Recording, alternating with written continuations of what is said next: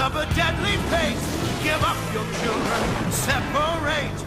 Bide your time, lie in wait.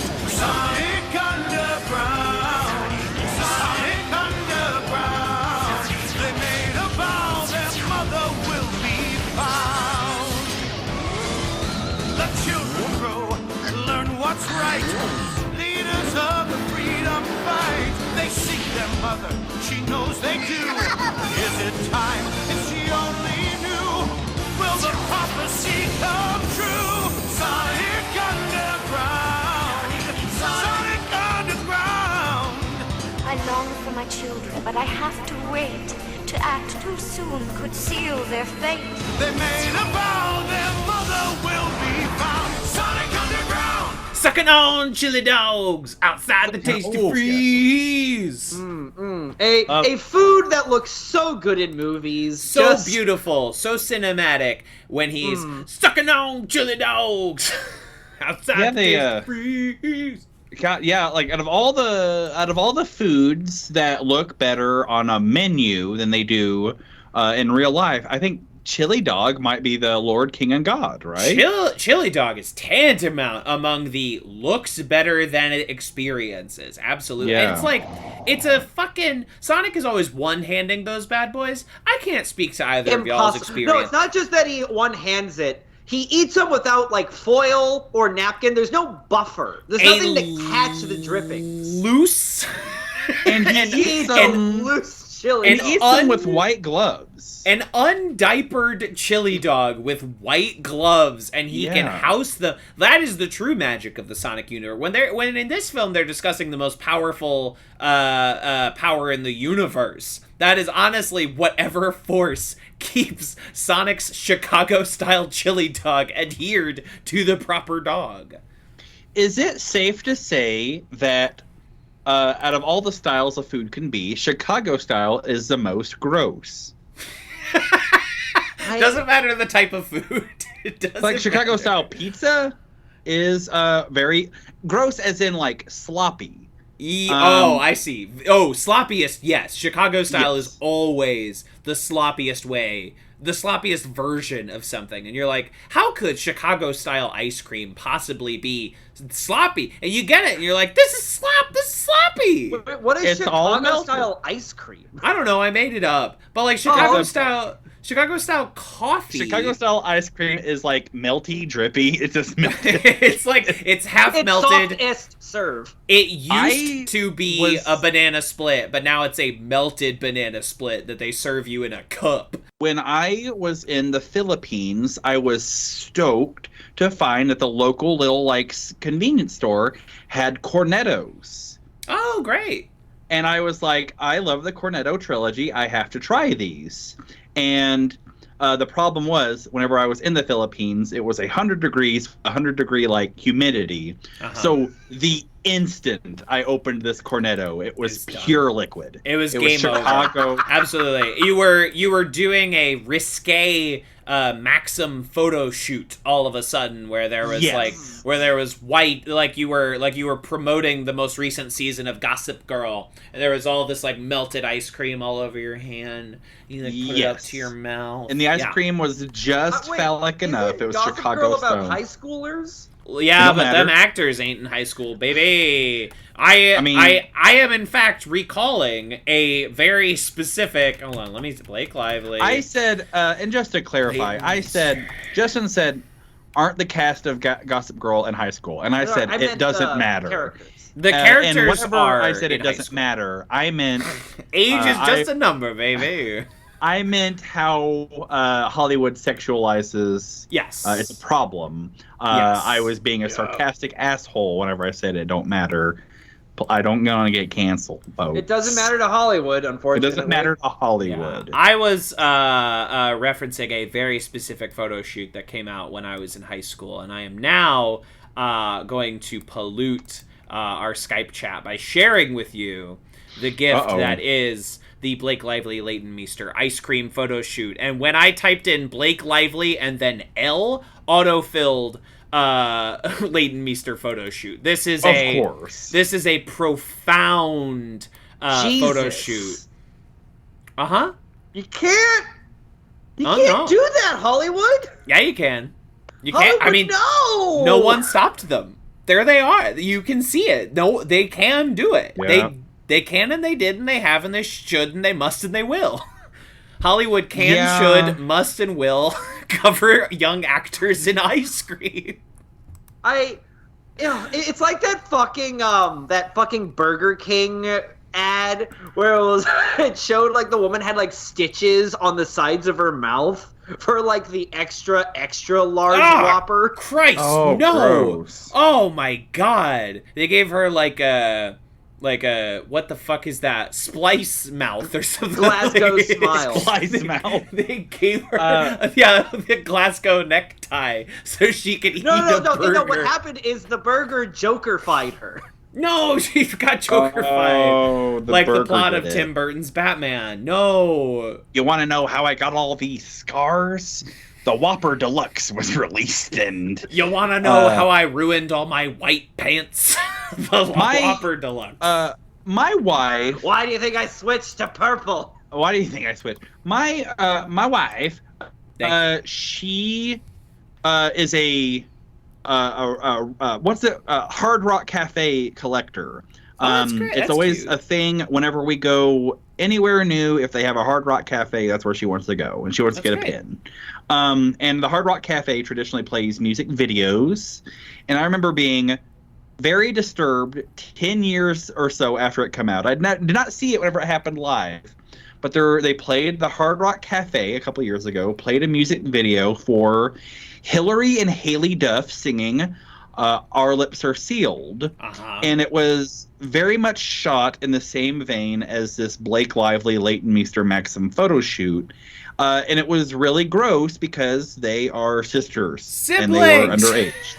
Siblings! Really, really gross. Yeah, Don't get like it it. out of there. Get it out of here. I don't like it. Very yeah. normal.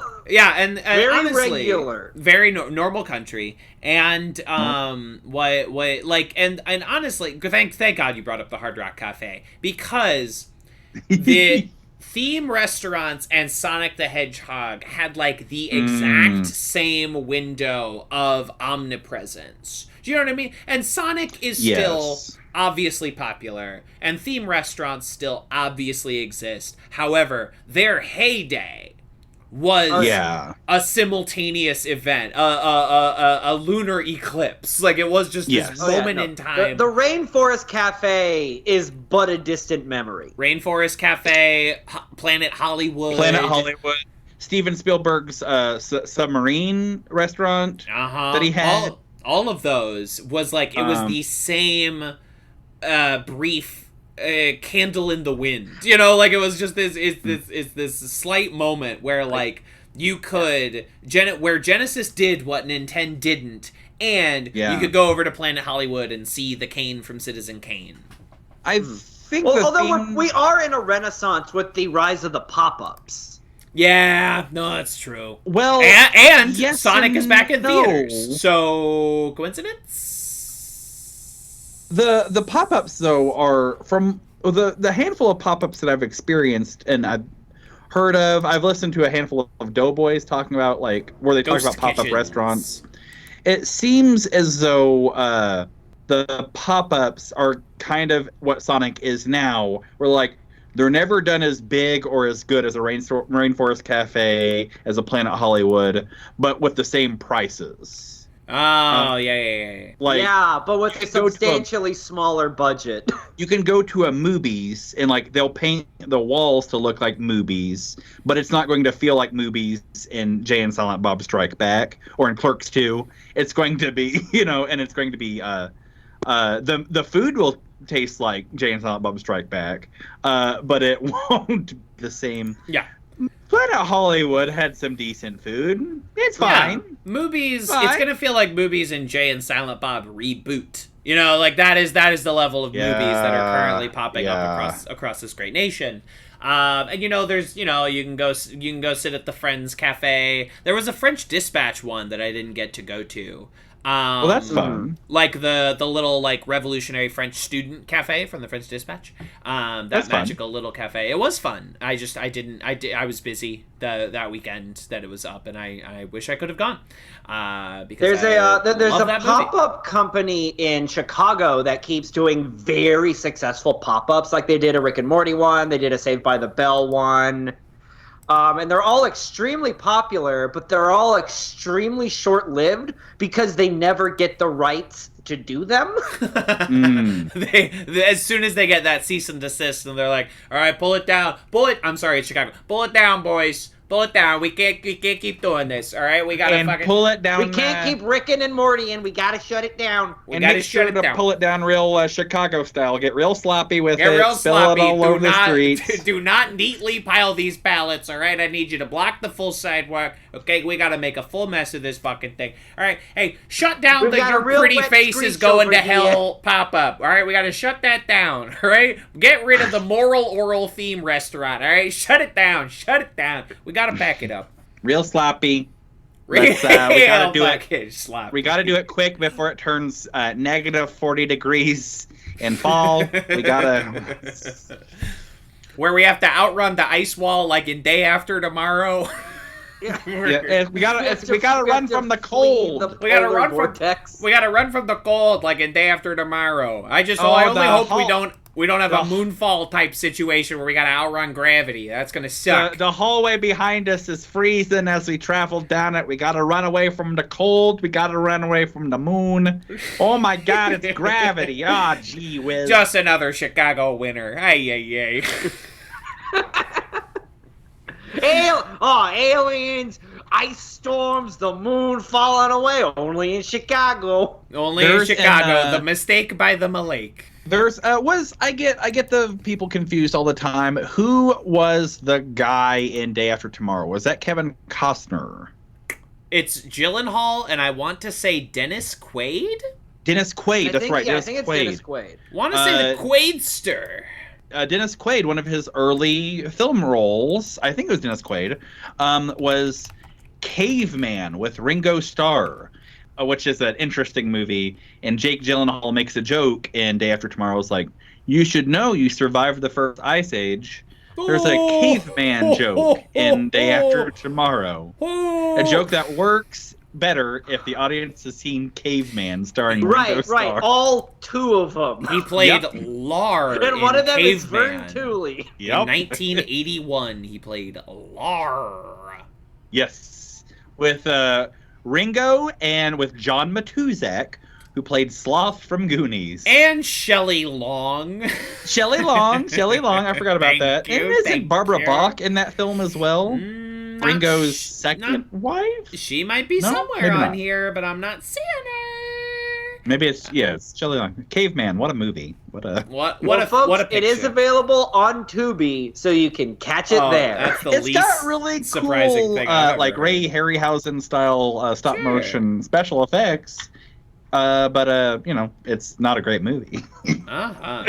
He was in Gorp, the film adaptation of the trail mix you bring when you go to scout camp.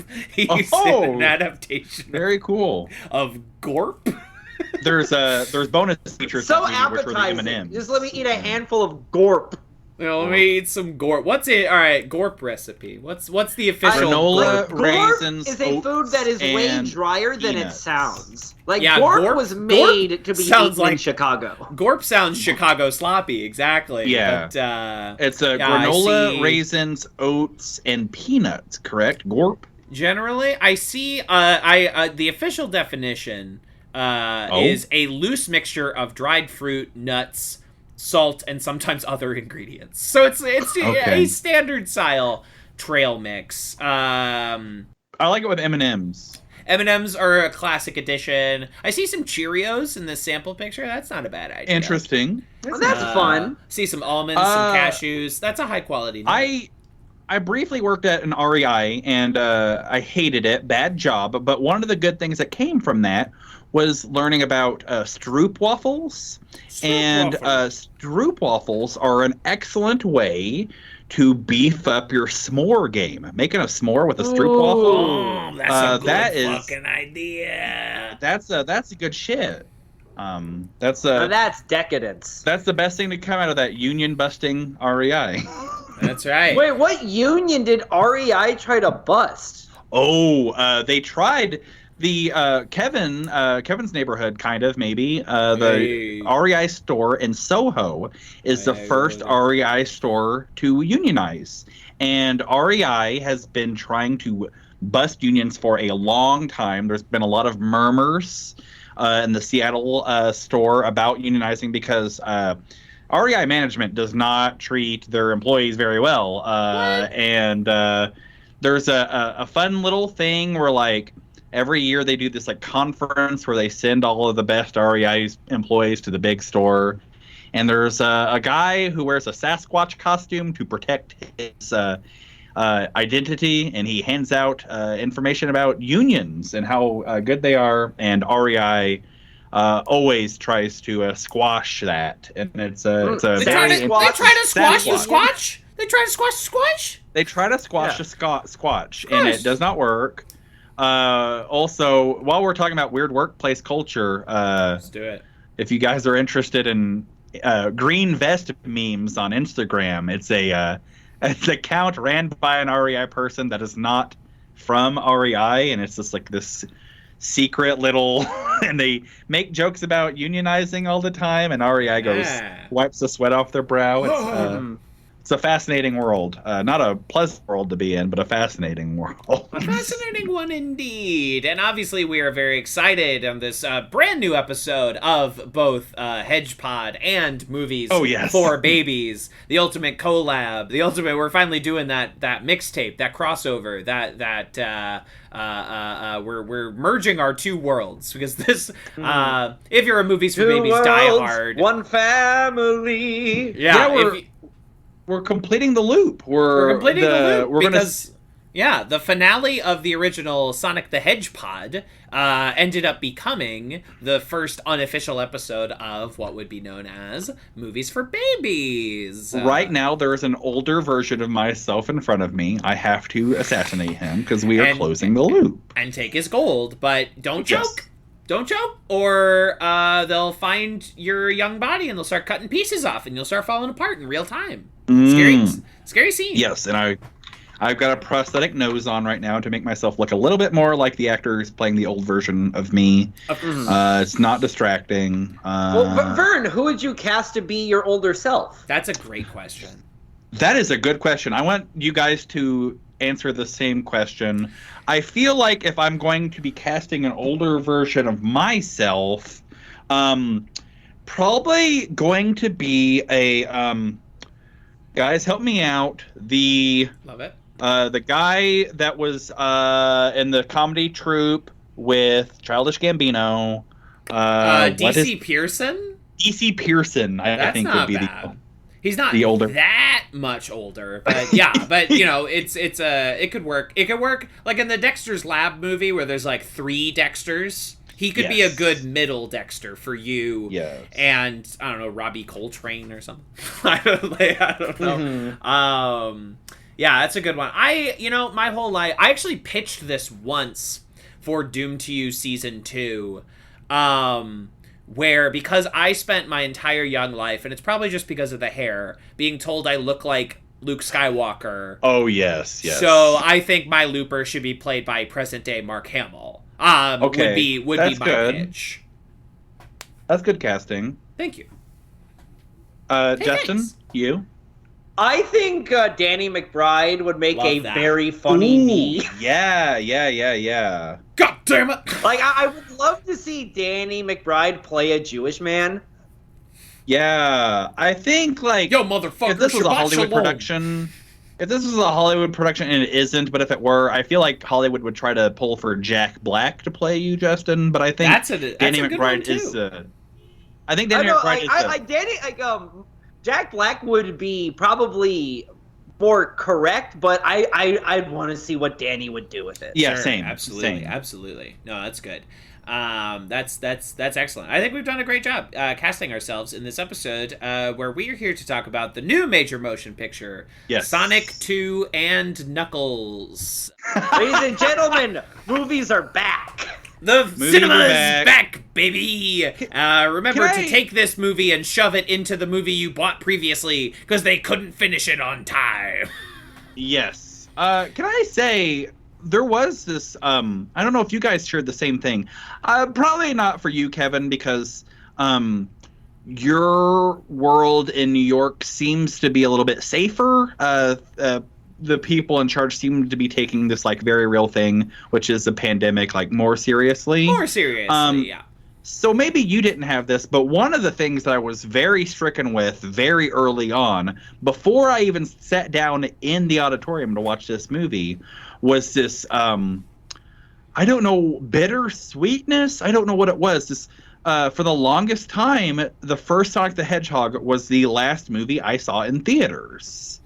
And this week I've seen 3 movies in theaters, and the first of those was Sonic the Hedgehog 2. And I was in a weird place emotionally, thinking like we're back to where we started. In the sense of like, are we closing a loop, or are we just just ignoring it, or I don't know. It's a very weird place to be in. Did you guys have anything like that?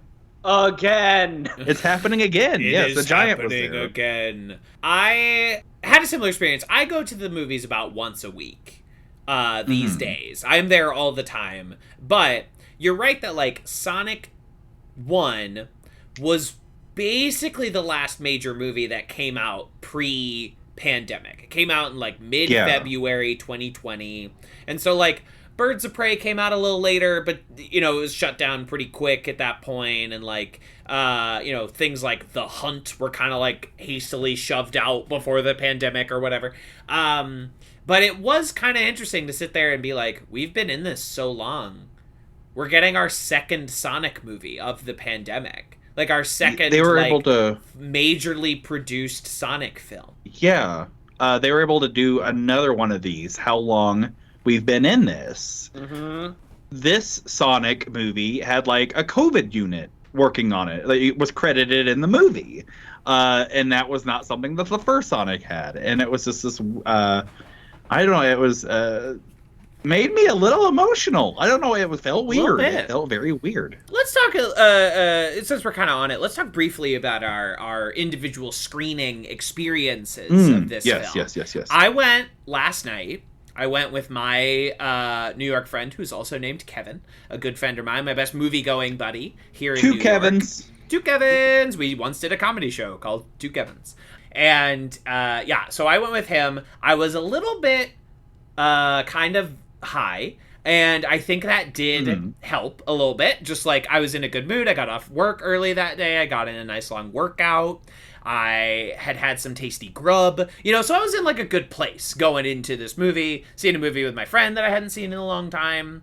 And so I was in a decent place at the AMC 19th Street here in sunny New York City. Justin, your experience. I had the reverse. It was pouring raining the day I saw it. I had just visited a family member in the hospital. I had a very long day at work, and I what I will say is, boy, a sure lot of Indo-Pakistani gambling commercials kept interfering with my viewing experience. I will phrase it like that. Wow.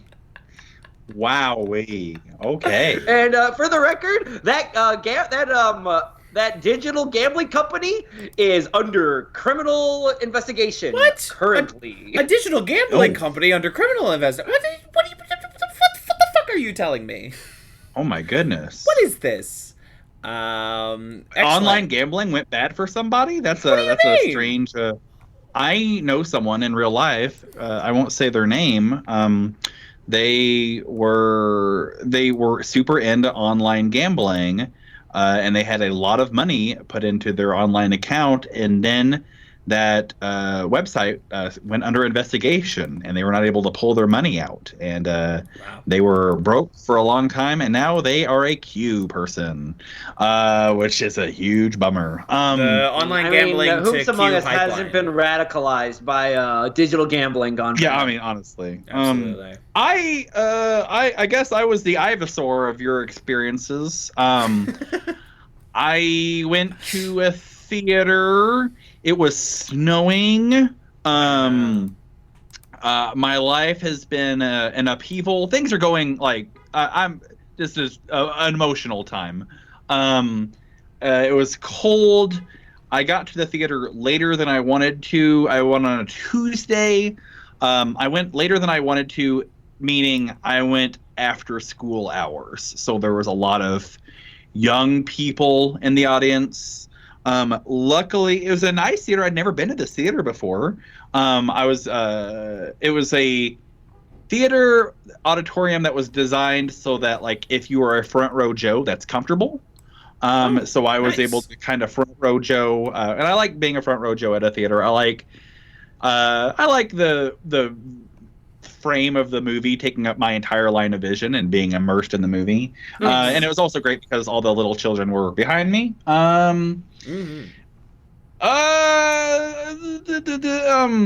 We had some little children in my screening. They were chatty Cathys. But like, if you go to a kids movie, kids are gonna talk. You know, if you go to a kids movie while kids are awake, the children are gonna talk. You can't get mad. Yes. And it was interesting, like gauging their reactions to things. You know, I was like, because the first question we had last time was like, how does this play for kids? Like, how does this play for like actual children? And so this time I actually got to experience it with. Last, if I remember Sonic 1, my Sonic 1 experience correctly, and there is audio evidence of it. There was like barely any children at my midday screening, and they weren't reacting to anything. So this Friday evening screening was much more informative, I think. You know, yeah, it's been a while, and I don't really remember it. And I've not listened back to that episode, but I do remember seeing the first Sonic.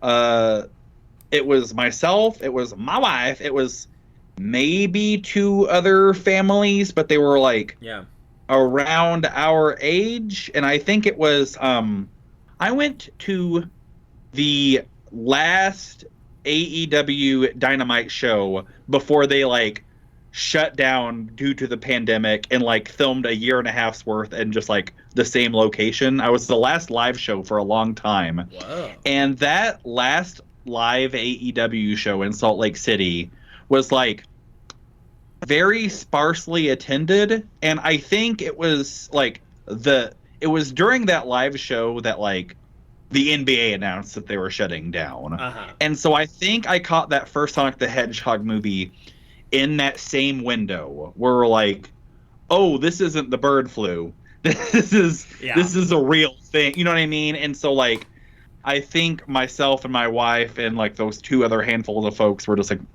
the last people to get the memo. Like, oh, this is a real deal. It was like right after. It was just post Hanks Wilson, right? Like it was just post Hanks Wilson.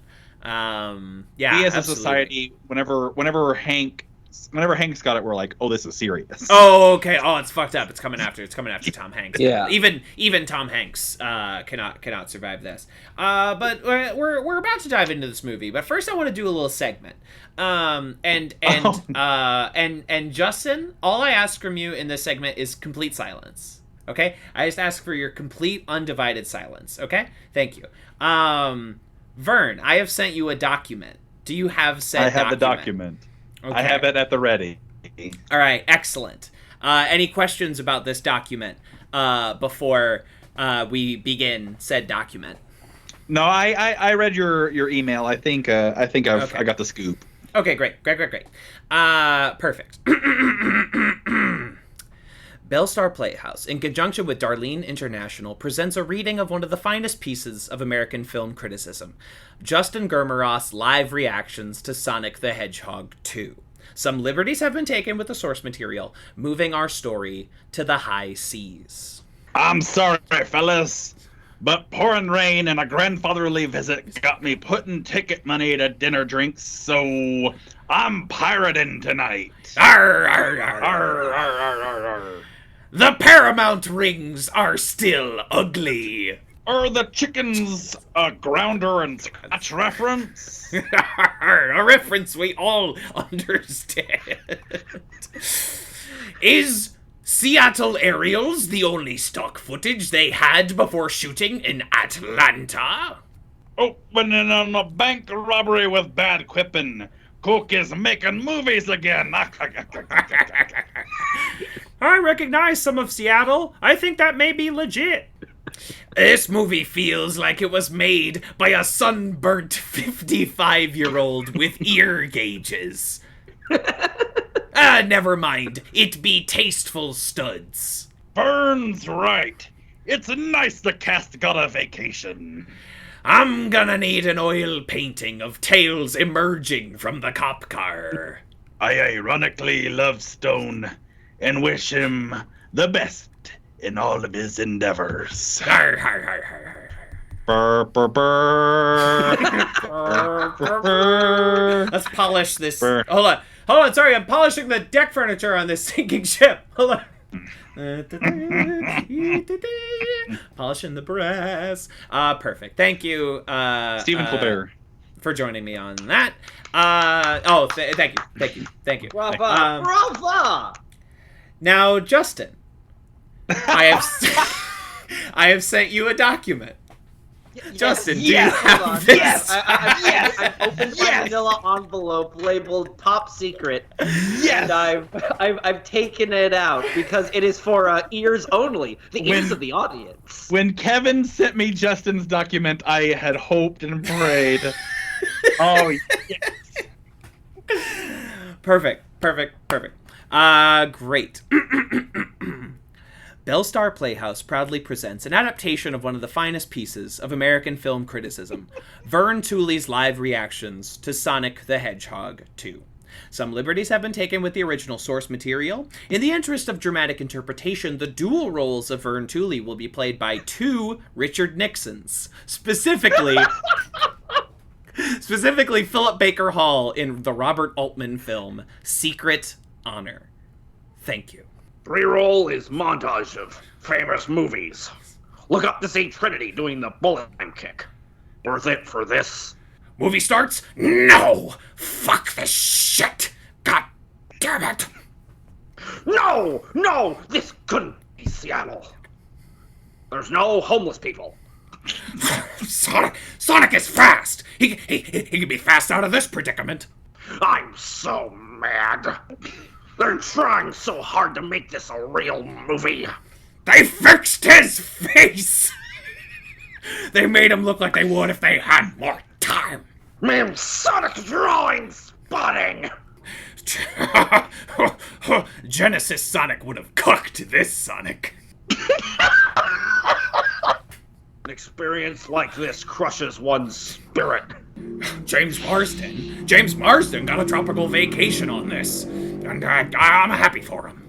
I'm numb to it now. Never mind, Sonic! No, wait. Line. Never mind! Robotnik floss dance! Oh, my God. They did a James Brown music coup joke, but without the rights to it. Stairway to Heaven sequence in Wayne's World. This movie just turns into a 2000s winning comedy. Enter Robert McNamara. Mr. President, you're doing the Lord's work. I'm not going to spoil anything, but you boys are smart and can decipher this. They do the thing. Mid-credits. They do the thing. The grim visage of Shadow the Hedgehog fades in, bathing the scene in his image. I knew you were smart. I'm hogging off tonight, Mr. President. Good luck, man. I think it's better than the first one. But it's in the same way that getting stabbed in the leg is better than getting stabbed in the stomach. And scene. Oh my god. Thank you. Wow. Fuck 'em! Wow. There is an element of like, there was an element of my watching the movie, like whenever I realized that it was going to be the Sonic movie that I feared it was, where it was just like that footage, like that picture of like the war room looking at Osama bin Laden being assassinated. It did feel, so you were right to film that like presidentially. That feels exactly. right. Like Secret Honor, which what's interesting is that Vern, our comments did kind of fade out around the same time. Which is amazing, that. which is fascinating. That both of you, Vern in a theater, Justin on the comfort of his own home, both stopped reacting to the film around the same time, which I found interesting. So we're high on the hog, so it's about time we rush into it. I say we we start covering this major motion picture. I gotta know though, and I guess you can share this when we get there. Kevin, did you have a fall off point? If you did have a fall off point, was it the same point where Justin and I did? It's hard for me to tell exactly where both of you fell off. It seems pretty quick. I would say if I had been live tweeting it, live reacting to it to the both of you, I think mine would have gone on a little longer, because I know the point where I would have stopped commenting on this film, where like after that point there really wasn't anything else I enjoyed. But that could be different. I will say I certainly enjoyed this film better than the first one. Yeah. The first film in my eyes was just like really droll. This movie, to its credit, did get a fairly decent number of laughs out of me at certain points. Mm-hmm. There were some weird. It's a weirdly funny movie. It has some of the worst reference humor you'll ever come across. All the timely references, like The Day the Earth Stood Still. Or I was thinking Burns The Secret and Flip Biscuit. Well, they did the Secret reference because they knew that was Kurtzman putting the lion half in the bag in Star Trek Picard season 2. Like they knew that Puffin was ending, that we would be watching this. They did that for us at Rhonda Burns. Alex Kurtzman, you're welcome on the show anytime. We're always there for a fan. Absolutely, yeah. Because Lord knows we don't account for good taste. No, absolutely not. I've never claimed to account for good taste. Although I will say, bafflingly, the reference to The Secret, Robotnik specifically says, "Have you ever seen The Secret?" Which implies that he is referencing the film adaptation of The Secret. He is not even talking about the incredibly popular book. He is talking about the film that barely exists. Which is worth saying in my eyes, which is worth noting. You know, there was 2 points. Maybe whenever we get to them, I'll bring up the 2 points. I was like, I laughed out loud, and I was surprised that I laughed at it. I do think that like this is like, I feel like this is like the Sonic the Hedgehog Twitter feed of the Sonic movie, where it's just kind of like whatever is popular, but we're also going to throw out the weirdo jokes for the weird Sonic fans, like the meme Sonic drawing. Yeah. One of the things I thought is just like they shouldn't have needed this, because they should have known this from the get-go. But I think that like that fan outcry to how Sonic looked in that first trailer, that was millions and millions of dollars of free market research for the next Sonic movie. Totally. And they used every single bit of that, because like this movie, it's got the dumb references, it's got, but it's like there's a ton of Sonic stuff in it. It feels like they're like, okay, we know that the Sonic fan base is more devout than we thought. Like, there's a production design joke where someone holds up the manual for a robot and it looks like a Sega Genesis manual. Yeah. Like, they really leaned into it. And I appreciate that. there is a production design reference to Dr. Robotnik's Mean Bean Machine. Precisely. Yeah. Absolutely. There are, and I applaud the film for that. Sure. Well, they putting don't in call him little things. Robotnik in the movie. They call him Eggman, and they don't address it. They just say Eggman's back. Yeah. That's true. There were some moments in this, because I have not seen the original Sonic film since the theater, so there were some moments where I'm like, Same. I forget how exactly this ended or works. You know, I don't remember. But it doesn't matter. Honestly, yeah, like whenever I was watching this, I didn't realize like how much of the original Sonic movie I either forgot or repressed. I forgot that like he had like a partner Robotnik had a partner who was in love with him. I forgot all about James Marsden. Oh, I will never forget about the Dom-Sub relationship of Dr. Robotnik and Agent Stone. Stone deserved better. Yeah. But if he's forgot happy... all about... Oh, go ahead. I was just going to say, if Stone's happy with Robotnik, then who are we to stop him? That's all I'm saying. Like, if that is what he wants, if he's turned on, if he's in the relationship, who am I to stop former Agent Stone from doing what he's doing? That's all I'm saying. That's all I'm saying. Yeah, no. The one moment that really did make me laugh was seeing Stone's perfect foam art. That was good. That was a good job. Okay. Over Robotnik. It's playing that song by Ravi Shankar's daughter. What is that song that like Hearts Drenched in Wine? It's a song where as an artist I would be like, oh, I don't know how I feel about my music being used. Oh, it's in the Sonic movie? Yeah. There's a few times like that where they put like real music in this movie. Yeah, there's like when they drop the like Pantera needle drop, it's like I want to like look around at a screening and point to all of, like the metal dads who were there and be like, you're old now. This is how far we are from what you thought was hardcore. It's in the Sonic movie. Time comes for us all. It's like when they started using Mike Myers characters to try and sell me like Uber Eats or General Motors. I'm like, I am the target demographic for advertising now. You remember that time the Super Bowl happened and they had Dr. Evil as the face of like GM say that he was going to donate $1 million to like climate, like for helping the climate. Right, because of course supervillains care about the environment. No. But like the joke is in the original Austin Powers, which was made in 1997, the joke was that $1 million is a comically small amount of money. If you remember the context of Austin Powers International Man of Mystery, it is a comically small amount of money.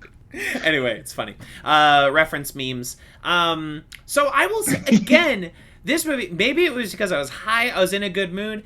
The first half of this movie, I laughed a lot more than I thought. And there were still, I thought I would. Like, honestly, like, from if you want to make me laugh when I'm sitting down to watch a Sonic the Hedgehog movie, immediately following the Paramount logo, just putting up giant text that says, the Mushroom Planet, killed, like, like, after the Sega logo with their, like, epic Sega reimagining of the theme, and then it's just the Mushroom Planet. I'm so glad to be reminded of Golden Axe. Yeah, of course. We all remember Golden Axe. We all remember. They do the Marvel logo, but with Sega. They have their own.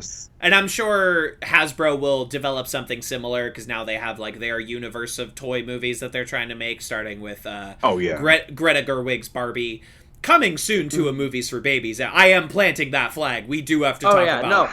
We do have to talk about the Barbie movie. I can't wait to see how they merge Barbie with Agents of Mask. I just like the Barbie movie, co-written by Noah Baumbach, is a movie that we have to watch, boys. And I am sorry, we do have to watch and talk about Barbie. Noah Baumbach writing the Barbie movie is like a BoJack Horseman joke. Yes, actually, it's like not even. It's a 30 Rock joke. Yes, exactly. Yeah.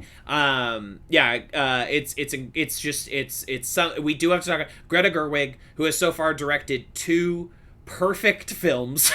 And her third film will be the Barbie film. I'm afraid we do have to talk about Barbie, boys. Sad that that's what happened, but I also know. intriguing. I'm intrigued. Yeah. You gotta do your IP movie at some point, and if you're going to, Barbie makes more sense for Greta Gerwig than doing the Tigra movie for Marvel Studios, right? Like, that makes more sense for her. Marvel's Yeah. Jubilee, directed by Greta Gerwig. All right, now hold on.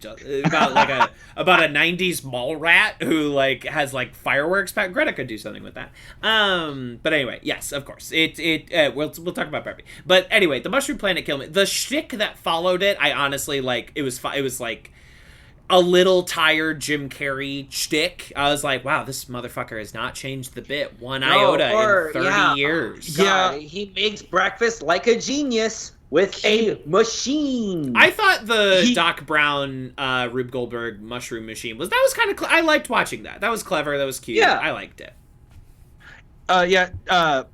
Jim Carrey takes on a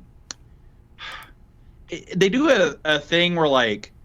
In Austin Powers and Goldmember, Dr. Evil stops being a super genius and starts doing bits. And Jim Carrey as Robotnik is mostly that for this movie. Yeah. He's Dr. Evil doing bits while like Knuckles is more of a Goldmember. I don't know. Right. No. You're absolutely right. No, Knuckles is just Worf. Worf. Yeah. He is just Worf. He's less creative Drax. Yeah. If Drax sucked. If Drax was Knuckles written by is a bad Drax writer. if Drax sucked. Yeah, that's Drax perfect. Sucked. I did not want to see this movie. I love my friends Kevin and Justin. I did not want to record this podcast. I hate Sonic. I would not have seen it either. Like, if we were not making content out of it, I was not like psyched for Sonic. I didn't want to see it, and I approached the movie with that same level of fortification.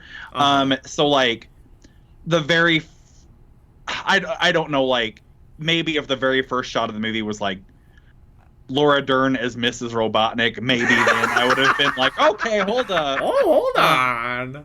I wasn't like, oh wow, bold choice. It's just like it made me laugh. That's such a ridiculous way to open a movie. That's all. It's just like I'll give you that. I'll give you that. It took a while for my defenses to get lowered throughout the course of the movie. So like, so that happens. Yeah. Oh, go ahead. It's okay. So that happened. God, there's so much to start. So that happens, and Robotnik uses the Sonic Quill from the last movie, you remember, to open up a portal to see who comes through.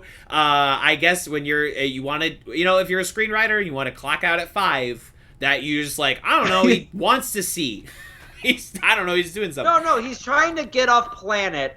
Yes. Because there's planets now in Sonic, and because this is space.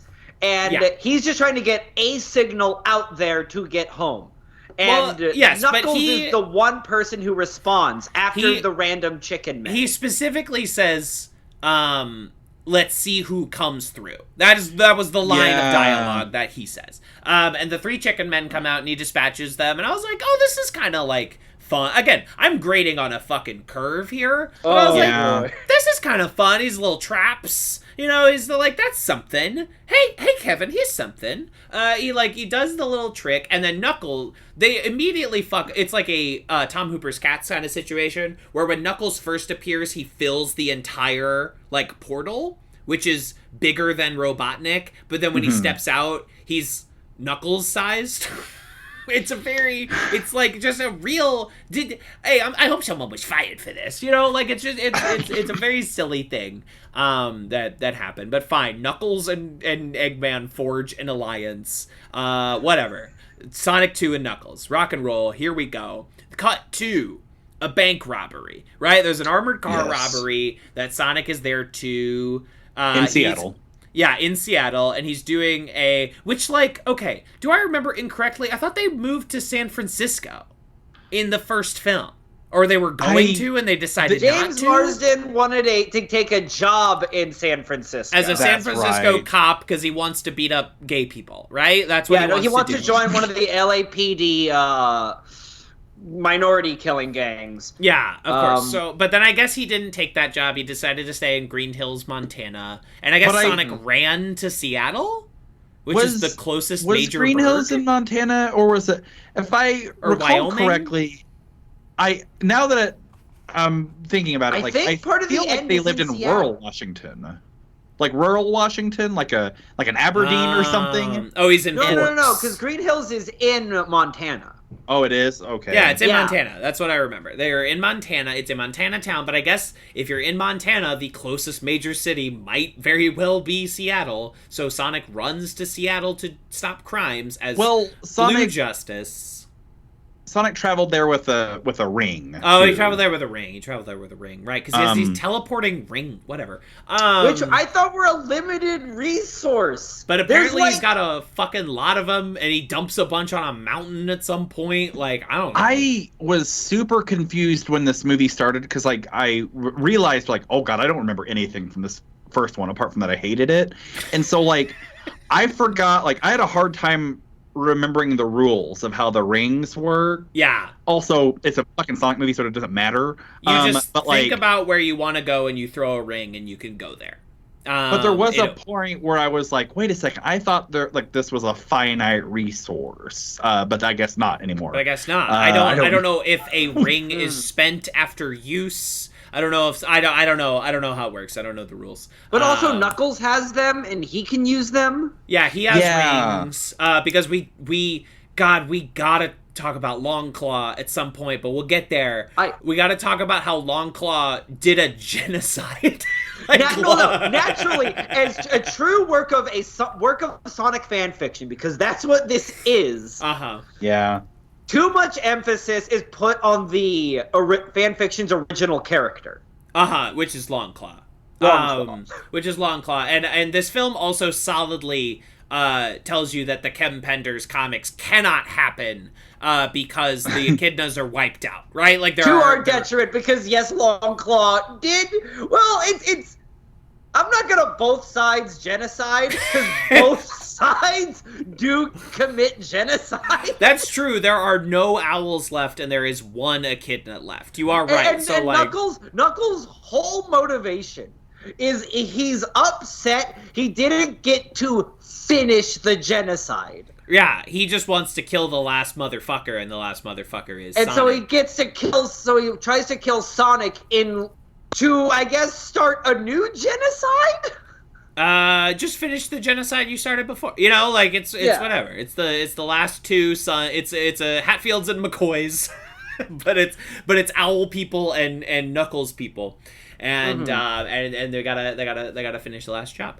Go ahead. The owls and echidnas have been at this for a long time. Yeah, the natural enemies, owls and echidnas, much like in I, Frankenstein, when they posit that like angels and gargoyles have been fighting for centuries. No, and I'm demons and gargoyles. Oh, that's right. There are no angels in the world of course. I, Frankenstein. Perfect. Great. But we go back to the bank robbery. This Real is... quick. Yeah. Oh, please. yes. Bank robbery. Please. No, please. I'm sorry. Is this a thing where, like, I saw it because my brain was looking for it? Or is this a thing where it's, like, an intentional choice by the filmmakers? That last sequence of the bank robbery, like, all the fountains go off and it's playing, like, musical... It's, like, playing classical music. The 1812 Overture. Yes. Was that intentionally or unintentionally reminiscent of the beginning of Sonic Adventure 1 with Chaos, the blue water thing? I think it was meant to be a Caddyshack reference.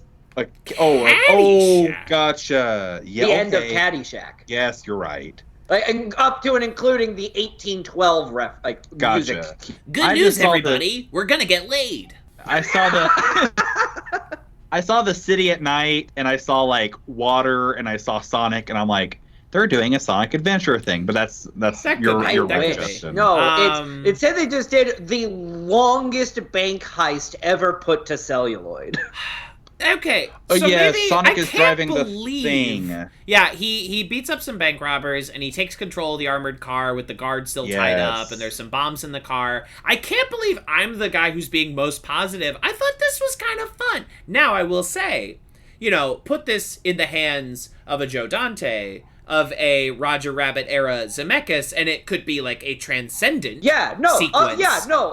it definitely had Dante energy when Sonic had to deal with the literal bag of dynamite. Bag of bombs, and one is like stuck in his hand. Like, again, like it's not the best execution of it, but I was like, this is pretty okay. Like, they're using like cartoon logic. I always like when we try to approximate like a live action cartoon thing. You know, I appreciate that we're doing this sort of element. It's like a goofy, and then when he he takes apart the car while it's still moving. Like, these are fun. He takes it apart. The guy stops, and like he turns to the kid, and the kid had an ice cream, and the ice cream falls over. The ice cream falls off. Like, all of this is fun. Again, like a Joe Dante could have made it great, but this is cute. Maybe that's why I was frustrated with it, because it's like, maybe I was seeing the movie it could have been as opposed to the movie it was, and I was just like, and I did like Sonic pulling apart the car and all that stuff. I just thought, like, Sonic, what the hell are you doing driving? Like, this should be like, oh, you just run out of the car, and like I was thinking it was gonna be a thing like Sonic is holding the security guard and he's running down the street, you know, and then he's holding the dynamite, and it's like Batman getting rid of a bomb sequence, but also the Mrs. Doubtfire 2 different days at the same time sequence. I just liked the intro better when it was done in The Amazing Spider-Man 2. Yeah, I mean, again, you're all right. Everyone's right. I understand. Again, grading on the most expressive curve of all time. On Letterboxd, I gave this a 2 out of 5, but I gave the last one a 1.5. So we're getting better as things move along. It's a substantially better movie than the first one. I agree. It hurts to say it, but it is better. It is a marked improvement. And we're doing the shit, and we're taking apart the bank car, and that's all fun. And then he runs back home because whatever, Tom doesn't want him fighting crime. Tom says no. Tom is like, you're a baby, you're a baby child. You can't be fighting crime. Tom is in full dad mode.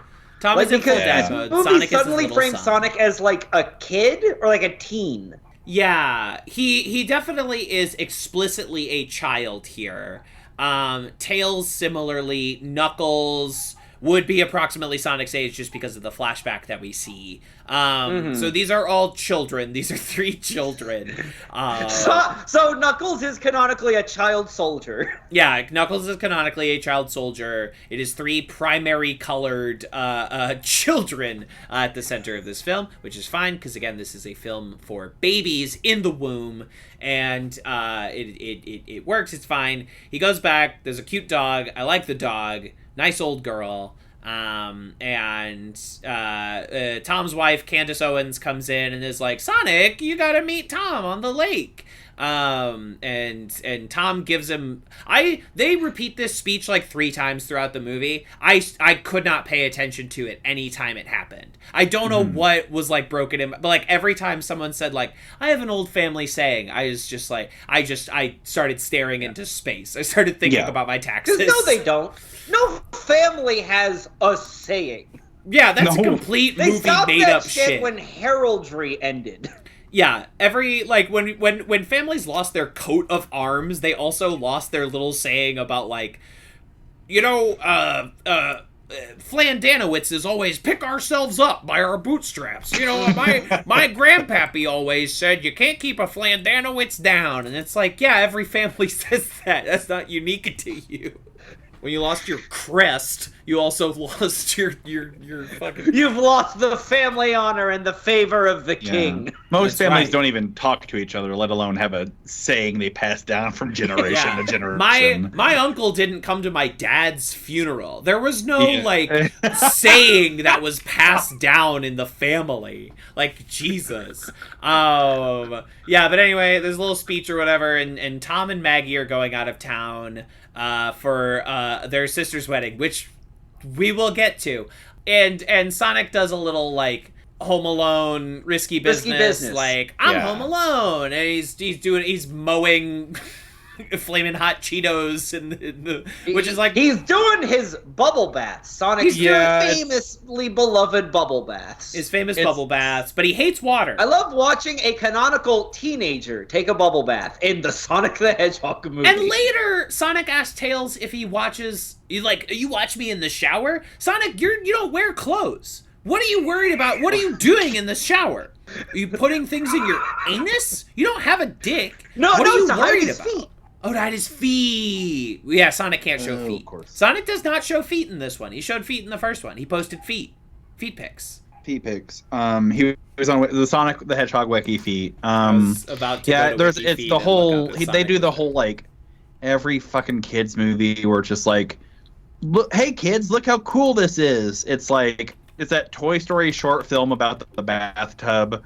Oh yeah, totally. It's that Sonic is just look how cool he is. Look how much fun he's having. The James Marsden FaceTimes them and he cleans up the apartment real fast. He can clean up the apartment from like a hoarder situation to like ready to show for a real estate agent like in 3 seconds, but he can't like run out of a armored vehicle driving down like Seattle at 70 miles per hour. It does what the plot one of asks those. it to do. Yeah, Yeah, absolutely. Sonic's powers are force powers. It's whatever the Sonic is screenwriter. exactly as fast as he needs to be. Yes, exactly. Yes. And was this whenever Robotnik came back and Yeah, the movie then Robotnik like fucks up the joint. Robotnik fucking trashes the place. He does some cute This is Justin, references. fell off. Yeah, This okay, is so when we both of you formally fall off. introduced Knuckles. Yeah. I guess Justin and I fell off at this point. James Marsden arriving in Hawaii is like the last beep on a heart monitor for us. Yeah. And then Let's talk about the James Marsden in Hawaii plot. Because this is insane. There's an epidemic in films like this, and it happened in the 2010s Muppet movies as well, where like they believe I give a shit about the human characters in this film. Right? Mhm. They believe that like I am really invested in the emotional stories of the human. The Transformers movies made this same mistake with the Shia LaBeouf and all them. I don't care about these people. Conceptually, I want to see Sonic. I want to see the transforming robots. I want to see the creatures, the critters, the toys that I came here to see. I do not care about these humans. However, it is very funny to me to imagine like James Marsden like negotiating this movie and be like, I'll fucking come back, but I am not sitting in a car talking to a tennis ball. I'm going to go hang out in Hawaii with that guy from Criminal Minds. I'm going to Criminal Minds, Hawaii. they do a thing. It's so confusing to me because like I see James Marsden in Hawaii and he's like, take care of the place, Sonic, and I go, this is brilliant. They're writing James Marsden out of the movie. He got a because check, we don't we don't give a fuck about. I love James Marsden, but we don't give a fuck about these characters. No, and I'm like, Tom and Maggie. James Marsden gets a Hawaiian thing. Like, good for him. Yeah. But then there's a part in the movie, and we'll get there, where like it becomes a mid 2000s wedding comedy. The script has this thing where it's like there's 3 screenwriters. 2 of them share an ampersand, and then the third one comes after an and. Yeah. And it has to be that thing where that third writer wrote like Undercover Groom. Yeah, back who in wrote 1996. that movie with like Josh Gad and Kevin Hart where they're like fake friends at Yes. a wedding or something. Yeah, absolutely.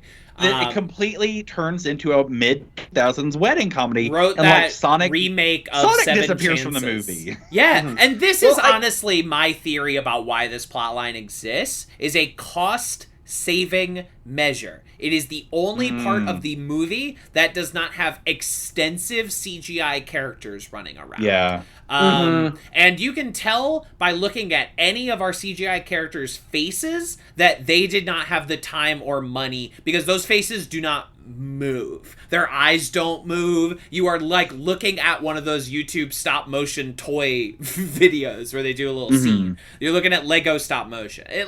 This is the only part of the movie where they're like, oh God, humans in front of the camera. Thank Christ. Thank God. And it takes on it feels like a complete the feels like a completely different movie. Yeah, it takes on a absolutely. completely different texture. It looks completely different from the rest of it. And dare I say, best part of the might have been my favorite part of the whole movie. Yeah, best part of the movie was honest. We're obviously a long way away from it, but the hot guys playing volleyball was so funny to me. The way they introduce Gunn is my favorite. It's so funny. fucking funny. That was good. That was a good bit. There was 2 times where as I look at my audio readout, there were 2 times where a audio readout moved for me, and it was the Colonel says the name of the industry or whatever, the name of the program, and someone's like, it's like the Guardians Gun? of United Nations. Yeah, and they go, gun? He goes, yeah, gun. And that gun. made me laugh. And then He's like, yeah, go, the biggest laugh. Yeah, Gun, of course. Yeah, gun. Yeah. And the biggest laugh was the bride goes, "You're all a part of this." And the priest opens his Bible and he's got a hollowed out in the pages there's a gun. That's and such he does a funny joke for the Sonic. He does the a Hedgehog remorseful movie. does a remorseful sign at the cross. That was very funny to me. Oh my God, that was yes. funny. That was funny. Yeah, the wedding scene, and we're not there yet, but honestly, the part where Maggie and her sister, her funny sister from the last one, are just running around throwing Tails gadgets at people was fun. That's a fun. That's a fun action sequence. You're like, okay, they don't know what these things do. They're throwing them out. That's a funny conception for an action sequence, and I think pretty well executed. Absolutely. Yeah. Or I can't remember what happens between the two, but James Marsden is in Hawaii for his sister-in-law's wedding, his wife's sister's wedding. Yes. I don't know how that. Incredibly long joke for the payoff of 2 rings getting confused. Yes. Yeah, God, and James Marsden handling that in the best way possible, which is, of course, to punch out the groom instead of going, I got the rings mixed up. Can we switch these? Yeah. It's so, he's like, Because ring, he's need not allowed ring? to screw up the wedding. Yeah, but that's not screwing up the wedding. Just being hey, we kind of, well, how is it better to do what he did? It's a thing where it's I'm sitting there in the movie theater and I'm sitting there telling myself, I know this is a kid's movie. I know this is a Sonic movie. But this is so fucking frustrating that he won't be hey, oops. Hey, oops. I guess, Oops. I know they have to make it happen for the movie, but just Come on. and I know I shouldn't expect it from a Sonic movie, but it's very frustrating to see human beings not behave in a way that human beings would behave in. No, I agree. It's a script writing thing that consistently frustrates me, where characters are only behaving in that way because of the premise of what is happening. If that Yes. it's like when when a character in a comedy has to lie, and it's suddenly they've never heard of lying, they've never lied before. They're I went in the ashtray. What? Oh no! And then the other person doesn't pick up on the fact that they're lying, and it's so I hate it. Or in any romantic comedy where 2 characters are pretending to be together, and the people are okay, prove it. Kiss. Fuck in front of me now. What? And it's Fuck in front of me. Why would you? No one would ever do that. I've always wanted to put that joke in a script where someone goes "Oh, you're a couple, huh? Then kiss," and the couple goes "Okay, great." What did you want? What did you hope? It would have been just as funny of a joke for James Marsden to approach the groom and for his wife's sister to be no, and she makes a big scene. You're not going to ruin my wedding, and she does what James Marsden thinks, and he's I just wrong wedding, a wrong ring, and she has egg on her face. She's embarrassed. She's I'm sorry, I should have known. I'm sorry. Blah, blah, blah.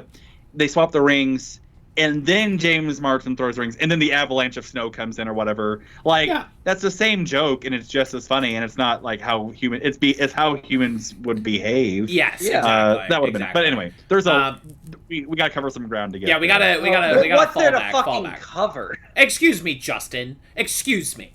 So we go back to going back to the assault on Sonic's house, and Knuckles just absolutely fucking wrecks the blue blur. I also think it is funny to have Tails run over Knuckles with a cop car. That's funny. That's how Tails enters by just stealing a police car. Yeah, stealing a police car and fucking wrecking Knuckles' shit. Just absolutely fucking laying him out with a cop car is funny to me. I am sorry. They escape and they're attacking. Sonic drives again. I don't know what their obsession is with getting Sonic behind the wheel of a vehicle. It happened in the first one at least once. They love it.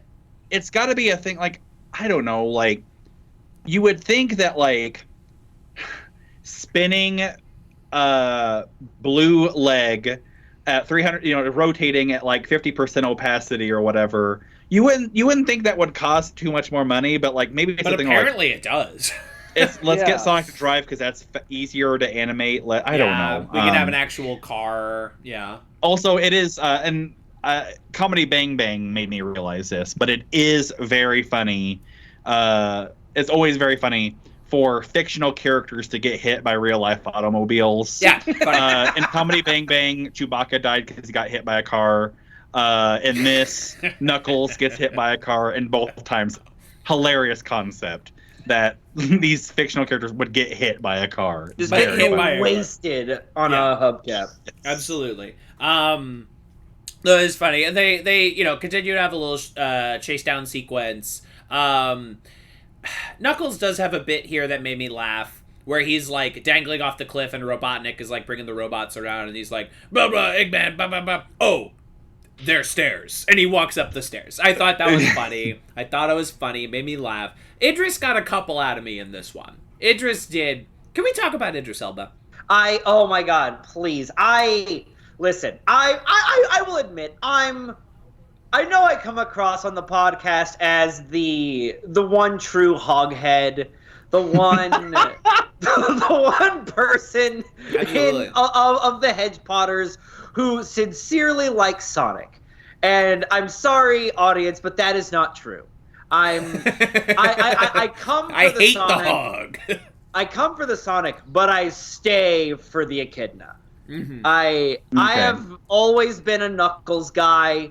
It's why I read the comics. It's why. I mean, Justin, you classically love an oaf. You love a buffoon. You love a big, dumb. I love a guy who demands to be taken seriously and is only justified 50% of the time. And that's Knuckles. Like, whether he's played straight or not, he thinks he's right, and he doesn't get why everyone's laughing. Yes. And that is not a hard character to write and play. That is one of the oldest stock characters to do. So why did they get the most boring performance of this possible? This is the second comedic character ever created, right? Like they made one guy who says funny things, and then they made a second guy who does funny things. And Knuckles is the latter, and it's just Idris Elba is... He's a bad voice actor. I'm sorry. He is not good at voice work. He's an incredible actor, but he sounds so bad when it's just the mic. But here is what is currently getting me about Idris Elba, right? Every Idris Elba movie now is him going like, the Master Crystal must be placed in the Genesis module. It's like my man, you debuted on The Wire. We know who you are because of The Wire. And now you're Luther. He's Luther. He was in Beast of No Nation. Is that the last good movie he did? I'm not against like franchise action movies, obviously. Like there are many that I love, but like but he's not even in the good Fast and Furious. He's in Hobbs and Shaw. He's in Tom Hooper's Cats. He's in I like this movie, but he's in Prometheus. There is almost... He's in Zootopia. There is no famous actor who, when you go to see a new movie they are starring in, you almost have less of a chance of liking the movie than Idris Elba. He almost exclusively, for how popular he is, he almost exclusively does garbage. Not even tasty garbage. You know? Like, what is going on with Stringer Bell? I don't understand what has happened. I've debated whether I wanted to bring this up or not. This is something that that hit me when we were watching the movie. Maybe it's a thing I'm too sensitive to, but this was something I was thinking about. Obviously, if Idris Elba wants to do your movie, you put Idris Elba in your movie, no matter what. Of course, no matter what. Idris Elba is gonna bring, he's gonna bring a gravitas despite him being in garbage. People still love him. So if Idris Elba wants to be in your movie, you put Idris Elba in your movie. And you know what? Good for Idris Elba getting a paycheck. Of course. This is my thing. And maybe this is just a thing where I'm just being way too sensitive, but I don't know. It hits me and it bothers me in a way I don't know. Is casting Idris Elba as Knuckles putting more wind in the sails of the camp of people who think like the Ugandan Knuckles meme is funny? I think for me, it's not zero. It's not zero. It's not zero. It's a thing where just like maybe the executives of this movie are too out of touch to even know Ugandan Knuckles. They probably don't. They just probably went with a like masculine sound, like just I don't know who's stock manly voice now. Yeah. Because they originally had Jason Momoa for this, which makes it. They wanted a barrel-chested, deep-voiced, kind of good time guy, which is interesting. Like, it seems like what they were going for. Idris Elba, of course. His vocal cameo on Taylor Swift's London Boy track, he's around. It's such a disappointment to me when an actor just like starts slumming in the wrong way, and he's not doing the good slum. He's doing like the Brie Larson post-Oscar slum, where you're like, please just do a good movie again. Doesn't have to be a small movie, but like can you just do like a good movie again? Because, like, Short-Term 12, Room, you're incredible. And then you just, like, choose bad characters in bad script. Like, it's mystifying. And Idris, But, like, the performance doesn't even get to be consistent because, like, okay, he starts out all mean, and then he just is kind of like a deadpan sort of tough guy character. And then at the end, he's like, your base of bull, your iced cream. And I'm like, where did this has not been your like character. Noble savage. Yeah, he's suddenly like the gods must be crazy or something. Like it's so wild that like this, like, okay, having your character... He gets dumber as the movie goes on. He gets dumber as the thing goes along. And like, a laugh he did get out of me, honestly, was like when they were spying on Sonic's text conversation and he kept reading ... I don't know. I thought it oh, gosh, yeah. It did kind of make me chuckle. I will say that. That does like kind of is a nice kind of like prelude to him not knowing what baseball is, and like fish out of water stuff is always funny. God, Justin, also, you're so right. It's just bad Drax. Yeah. God, you're so right. It's just but they don't Drax. decide make him Drax until the end. Until he doesn't have to seem tough. But they confuse this with thinking, he's being vulnerable, and it's just not. They just change how he's written. God, you're so right. Okay, I'm sorry. I have something that I have to say. It is a pet peeve of mine. It happens constantly in movies and TV. I want to talk about this text conversation with Sonic and Tom, just like real quick. Sonic gets a text from Tom. his dad who he lives with. It is the first text message he has ever received from this phone number. Do you know, like, there is no... Yeah. It is as if this is the first time Tom has ever texted Sonic, because it is the only message that appears in that queue. Preposterous. Felonious. Takes me out of everything immediately. Because, motherfucker, you know the other person. You've texted before. There would be previous messages. What if James Marsden, like, Tom is just, like, an attentive father? Like, what if this really, like, this whole, like, fishing trip was the first time Tom ever actually did it? He was planning on doing... And he wants to get one moment of fatherhood in before he then leaves again. He was planning on giving Sonic... From, no, go ahead. They're making a Sonic movie, but they pulled from, like, the Earthbound for Super Nintendo files. Where it's like, you have a dad, but he's only there whenever you contact him. Like, it's over phone. Kevin, you're right. Like, you were going to do a Sunrise, the story of two humans, and Tom was going to push Sonic out of the boat. and Tom was just going to leave him in the sea. Movies have not gotten texting right. I can't really think of, like... 8th grade did a very good, like, surfing the internet montage, but texting always looks weird in movies.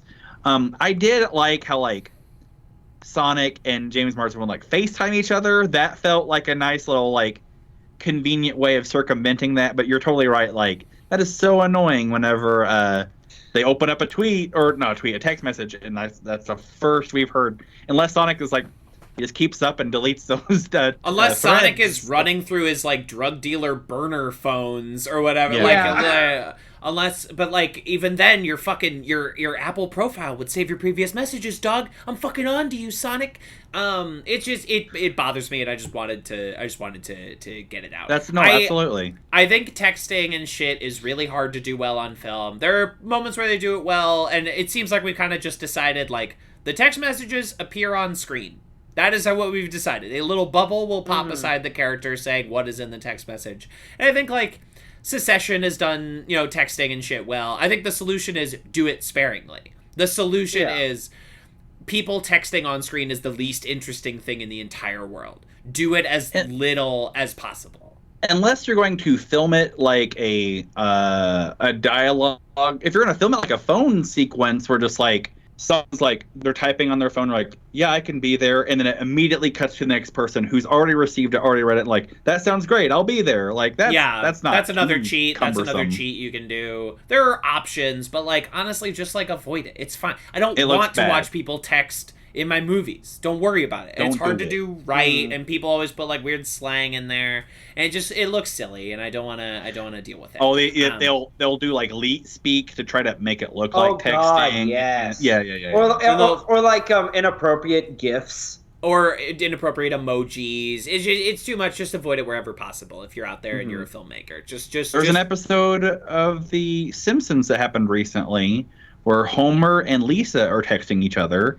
And one of them, I think it's Homer, texts the GIF of Homer retreating into the GIF from an earlier episode. Yes, they have a Simpsons meme GIF in this. Oh, that is gruesome. And who filmed that? That is profane. The Simpsons texting is so abhorrent to me. Homer saying the word tweets is just like that makes my skin crawl. It should have been like the Brady Bunch movie, and the Simpsons stayed the same and the world changed, right?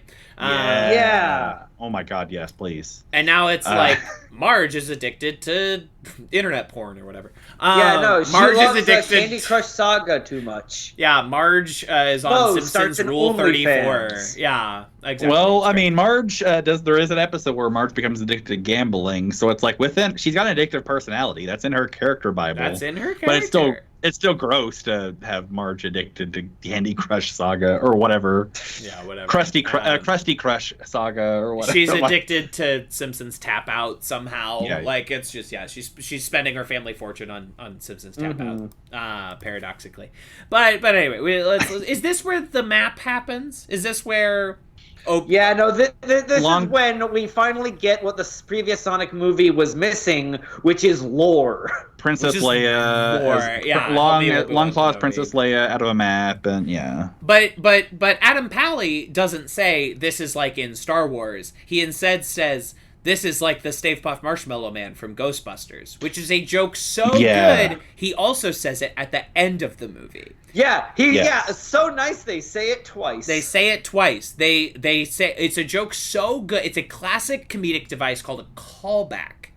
Whereas where you have a joke early on in the film, and then you bring it back later in an enhancement, in a surprise. Ideally, it happens just after the audience has forgotten that it exists, so it is a moment of surprise. It is a really startling return beat, right? Perfect example of that is in Get Out, the friend saying TSA's always got your back whenever the TSA arrives at the end of the movie. Perfect example. Perfect example. Perfect example. Another example of this is in Sonic the Hedgehog 2, where 30 minutes in, Adam Pally says, this is like the Stay Puft Marshmallow Man in Ghostbusters. And then at the end of the movie, he says, this is like the Stay Puft Marshmallow Man from Ghostbusters.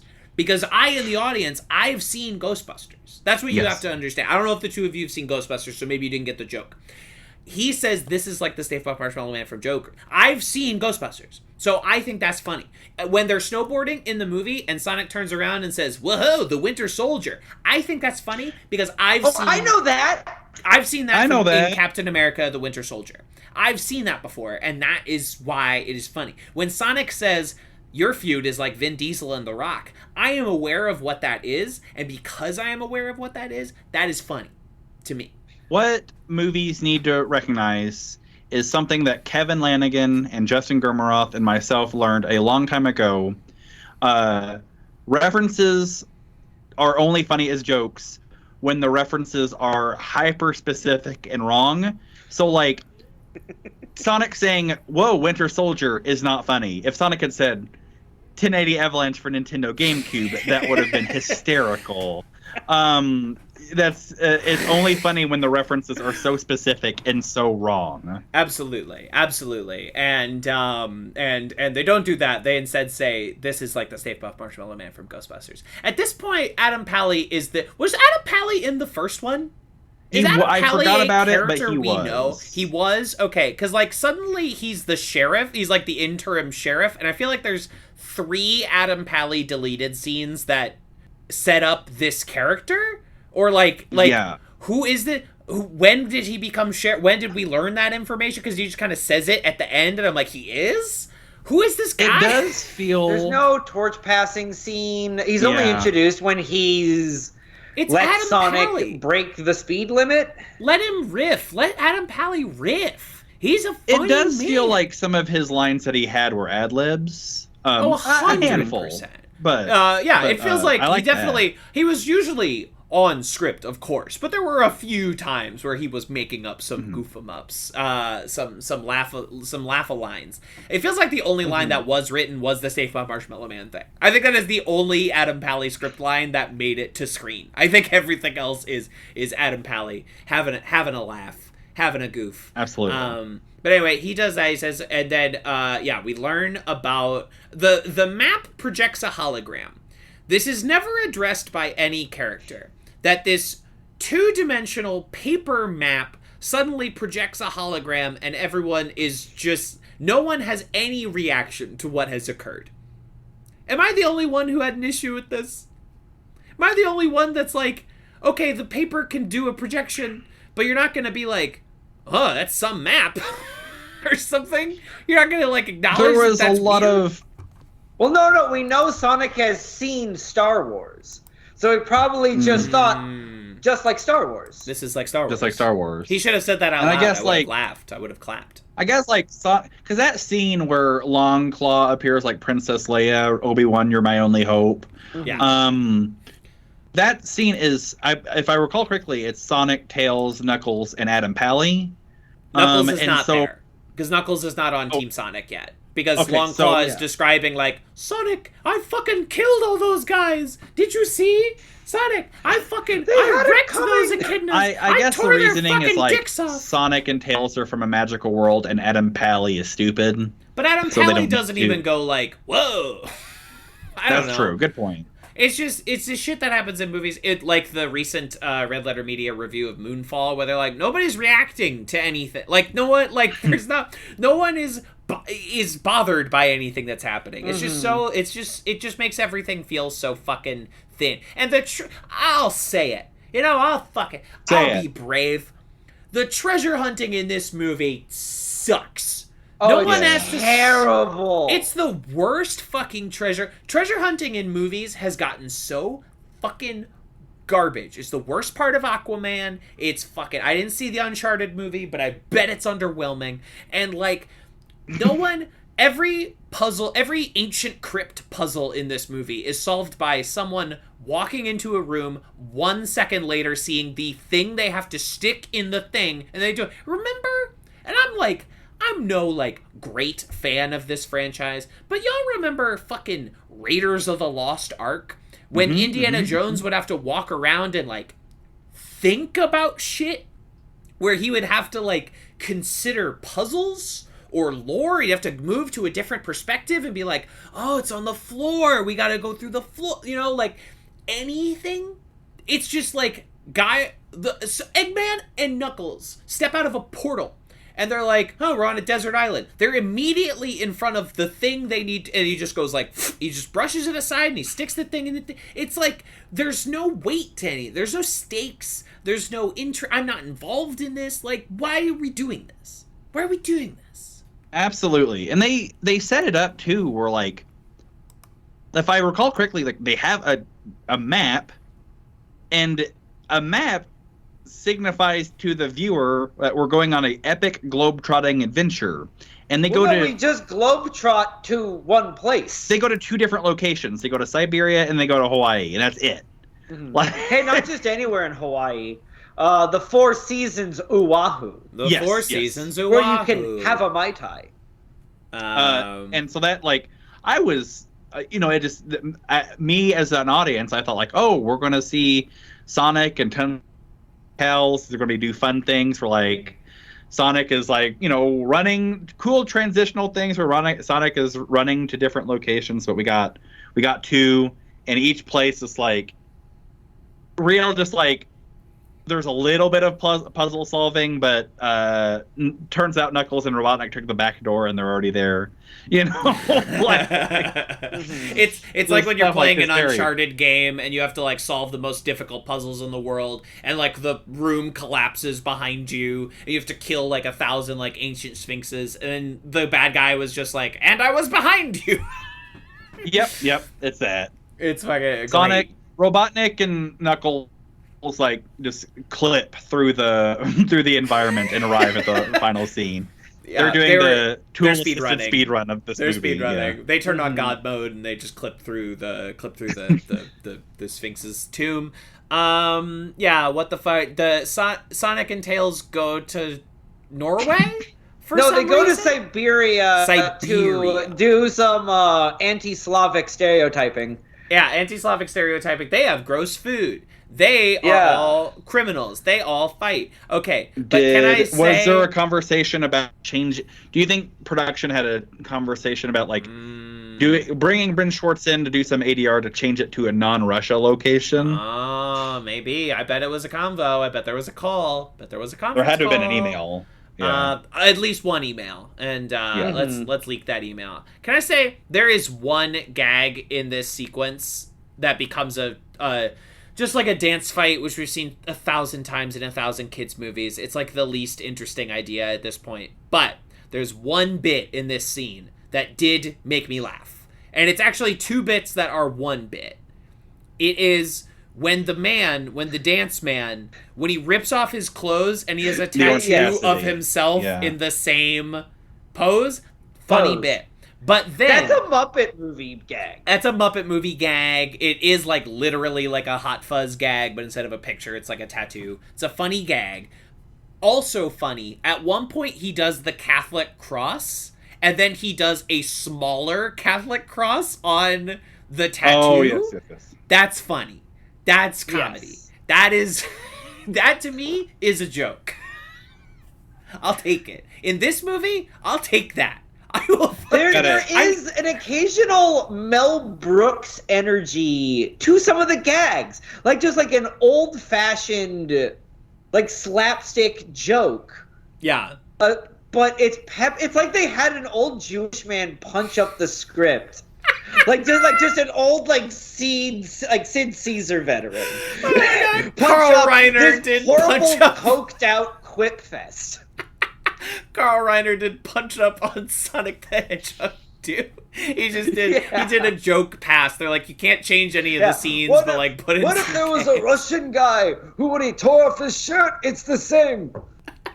That killed in the Catskills. Oh my god, Sid Caesar called it like a writer's room.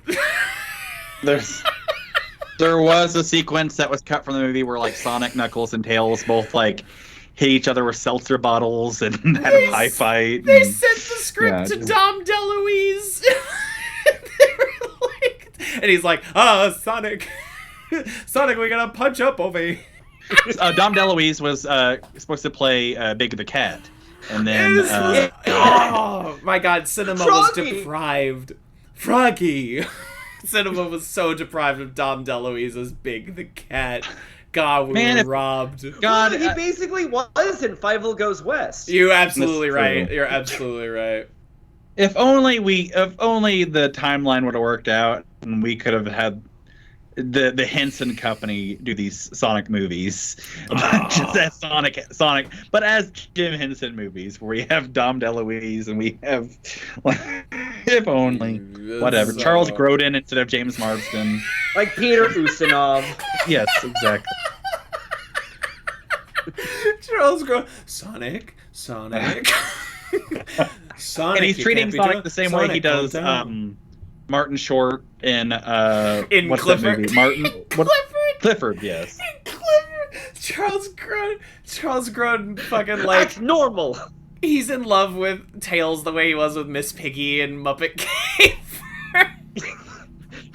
No, Would it it's be love Tails with- or would it be Amy Rose? Oh, it should be Amy Rose. Charles Grodin is in Tails' plane, and he's like, "These things go down. They go down. We gotta. They're too big. We gotta land."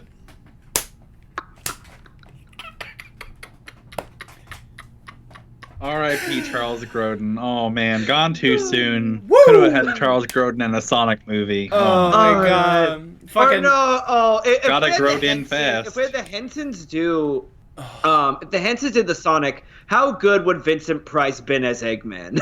Oh come on! Like come on! Sonic, Like- you've come into my web. Yeah, it would have been incredible. It would have I've been got the incredible. chaos. Little Emerald bird, Sonic. get in the robot. Get in the robot. Yeah, it would have been fucking incredible. Honestly, God bless him, he's still alive. Get Albert Brooks in here somewhere. Yes. For the love of God, Sonic, you gotta run fast. Sonic, Sonic, I need you to go long. Sonic, come on, do it just one time. Come on, Sonic.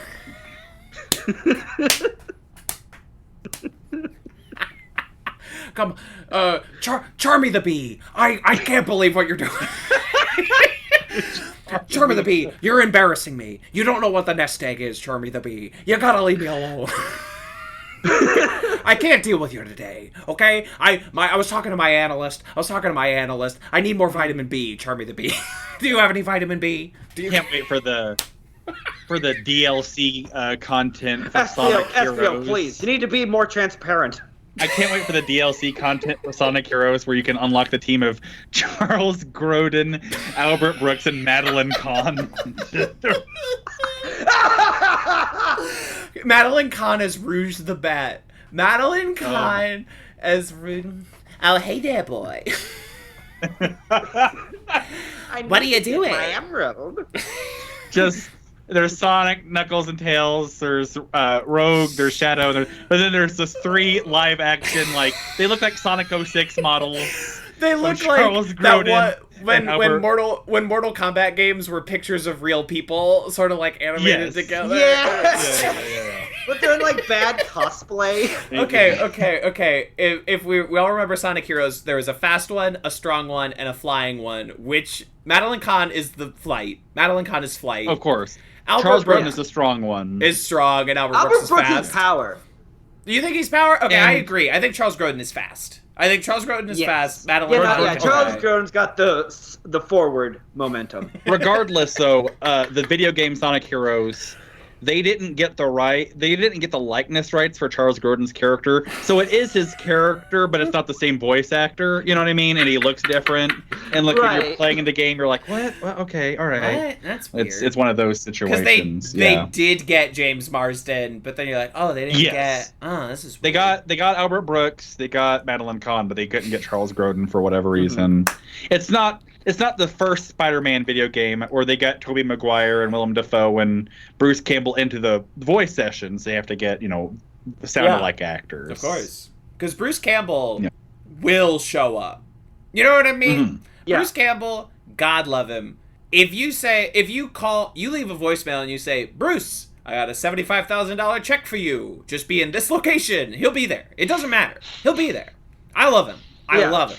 He works. He works, and honestly, there's so many times throughout Raimi's filmography that he was supposed to be the main character, and they wouldn't let him do it because Bruce Campbell, in their eyes, was not a big enough name or big enough A star. crime. A crime. A Every crime single that time. we were deprived of Bruce Campbell as Darkman. So Bruce Campbell did sound recording for that movie and did additional dialogue replacement for Darkman.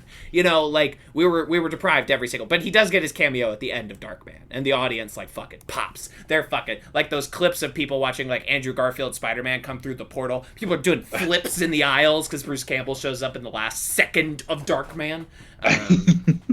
Absolutely, fucking rules. What were we talking? What happened in this film? We were being introduced to the Master Emerald and yeah. how everyone commits genocide over it. We go get it, and then Eggman gets the Master Emerald.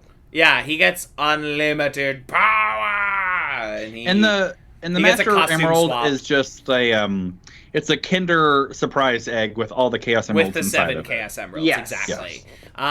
Justin, is this lore accurate? Do the 7 emeralds become 1 emerald? I thought there were 7 emeralds. I thought that was the whole deal. Yeah. You're talking Well, I think that's how it was in the comics at one point, which means nothing, which means less than nothing.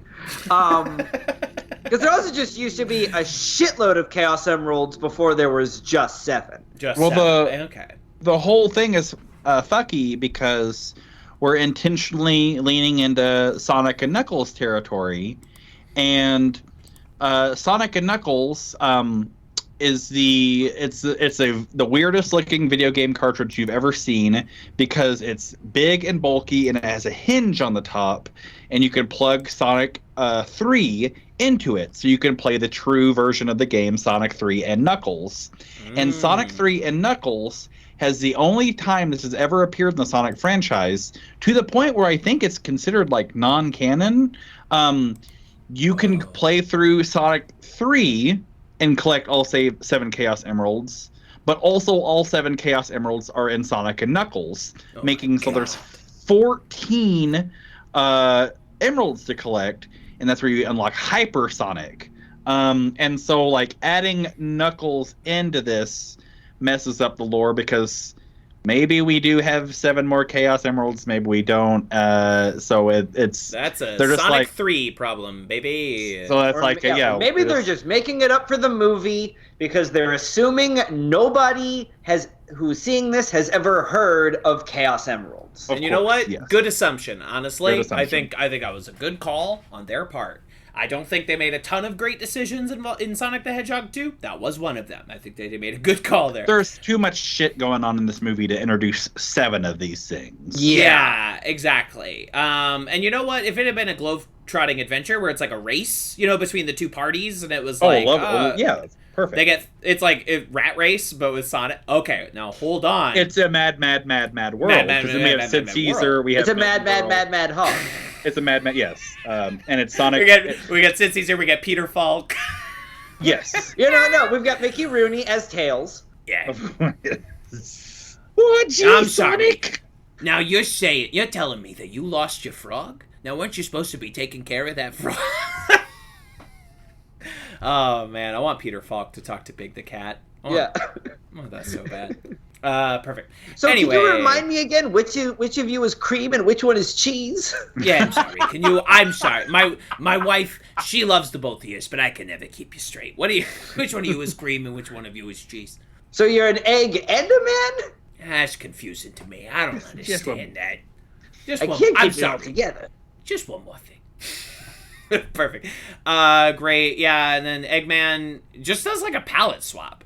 This is all really underwhelming. He does a palette swap and he builds a big Robotnik robot. gets the emerald, and it's one of those things where like whoever's touching it, their thoughts, no matter how good or bad they are, come true. And so like Robotnik gets a palette swap where he's black and green. He gets a big robot, and there's a few times where like I think the voice of the robot is the voice of the actual Robotnik in the video games, but whenever Jim Carrey's in the robot, it's Jim. I think I don't know. They do that they do that filter on his voice to make him sound like this. Like they pitch shift it. Did you guys love the sequence in this movie where there's a giant robot running around just yelling, "Coming, coming, coming, coming"? I never thought Very good. That's what I did. Oh, that was the first thing that I thought of. I was like, it's just a Sonic movie and there's a big robot yelling, "Come, come, come, come." Thematically accurate for a Sonic thing to have a weird sexual joke in there unintentionally. Weird sexual joke in there, absolutely. Yeah, so they, I guess we're at the big robot fight for like this movie is over 2 hours long, but there's nothing happens. Nothing occurs. No, there's nothing to say about the robot fight. It's just like, it's a robot fight. Sonic does his final smash. Knuckles becomes Drax. It's not like a clever robot. Like they barely do the thing where like Sonic runs up the robot real fast. Like it's every giant robot fight you've ever seen in a movie ever. But like the bad. worst. If you've version watched of it, right? a Sonic the Hedgehog like intro animatic, you've seen a better version of this. You've seen a better version, a more like a better animate, like more lively, more interesting. Like if you fucking, the game is horseshit, but like watch the beginning of Sonic Unleashed and you'll get like the best Sonic action you've ever seen in your entire, as he assaults like a space station. You know, like again, game bad, opening cinematic, the best piece of Sonic media. Like it's unbelievable. Fights a big robot. It's just like, it's a boring action fight. It's like the fight at the end of the Justice League movie, where like they just need to get their ass kicked so that the real power can show up. You know, it's like it's like a bad shonen anime fight where like the hero keeps losing until his secret power becomes unlocked, and then like he just lays waste and it doesn't even matter. And Robotnik says there were good people on both sides. To follow up, it's a sequel to the Hillary's emails joke from the first movie. This was there are good people on both sides. I forgot joke. they did that. They also called back the Olive Garden joke as a beloved running bit of the franchise. I don't know if y'all caught that. But they were like, the Olive Garden man? And he's like, I gotta cancel my show. No, it's me, a Leslie Nielsen type. Yes, I had forgotten about that guy completely, and I did not know who he is. When they said the Olive Garden guy, I said, what the fuck are you talking about, Sonic? And Kevin's doing like mental real. Does Olive Garden have like a Dave Thomas guy who's in their commercials? Who like exactly? I was like, is this like the Colonel Sanders of Olive Garden? And like, who is the Colonel Sanders of Olive Garden? But I haven't. And he is a racist caricature, right? Of course. Oh yes. He's a fucking classic Italian chef. He's like, oh, come to the Olive Garden. He's always like kissing his fingers. Says like, that's a spicy family. He looks exactly like Peter Clemenza, but he's but he talks like Mario. Yeah. He's fucking, the Olive Garden guy is like, all right, now you might have to cook for 20 someday, so let me show you how to do this. All right, you gotta dump your sausages in there, you gotta get your tomatoes, you gotta get your tomato paste. Tomato paste. All right, you spoil it. Sorry, everyone. It was all good. Vern and I were on mic. A Godfather reference was inevitable, and I'm surprised it took us this long. Yes. They said Olive Garden. Yeah, absolutely. There's a robot fight, and Gunn is there. The Olive Garden guy.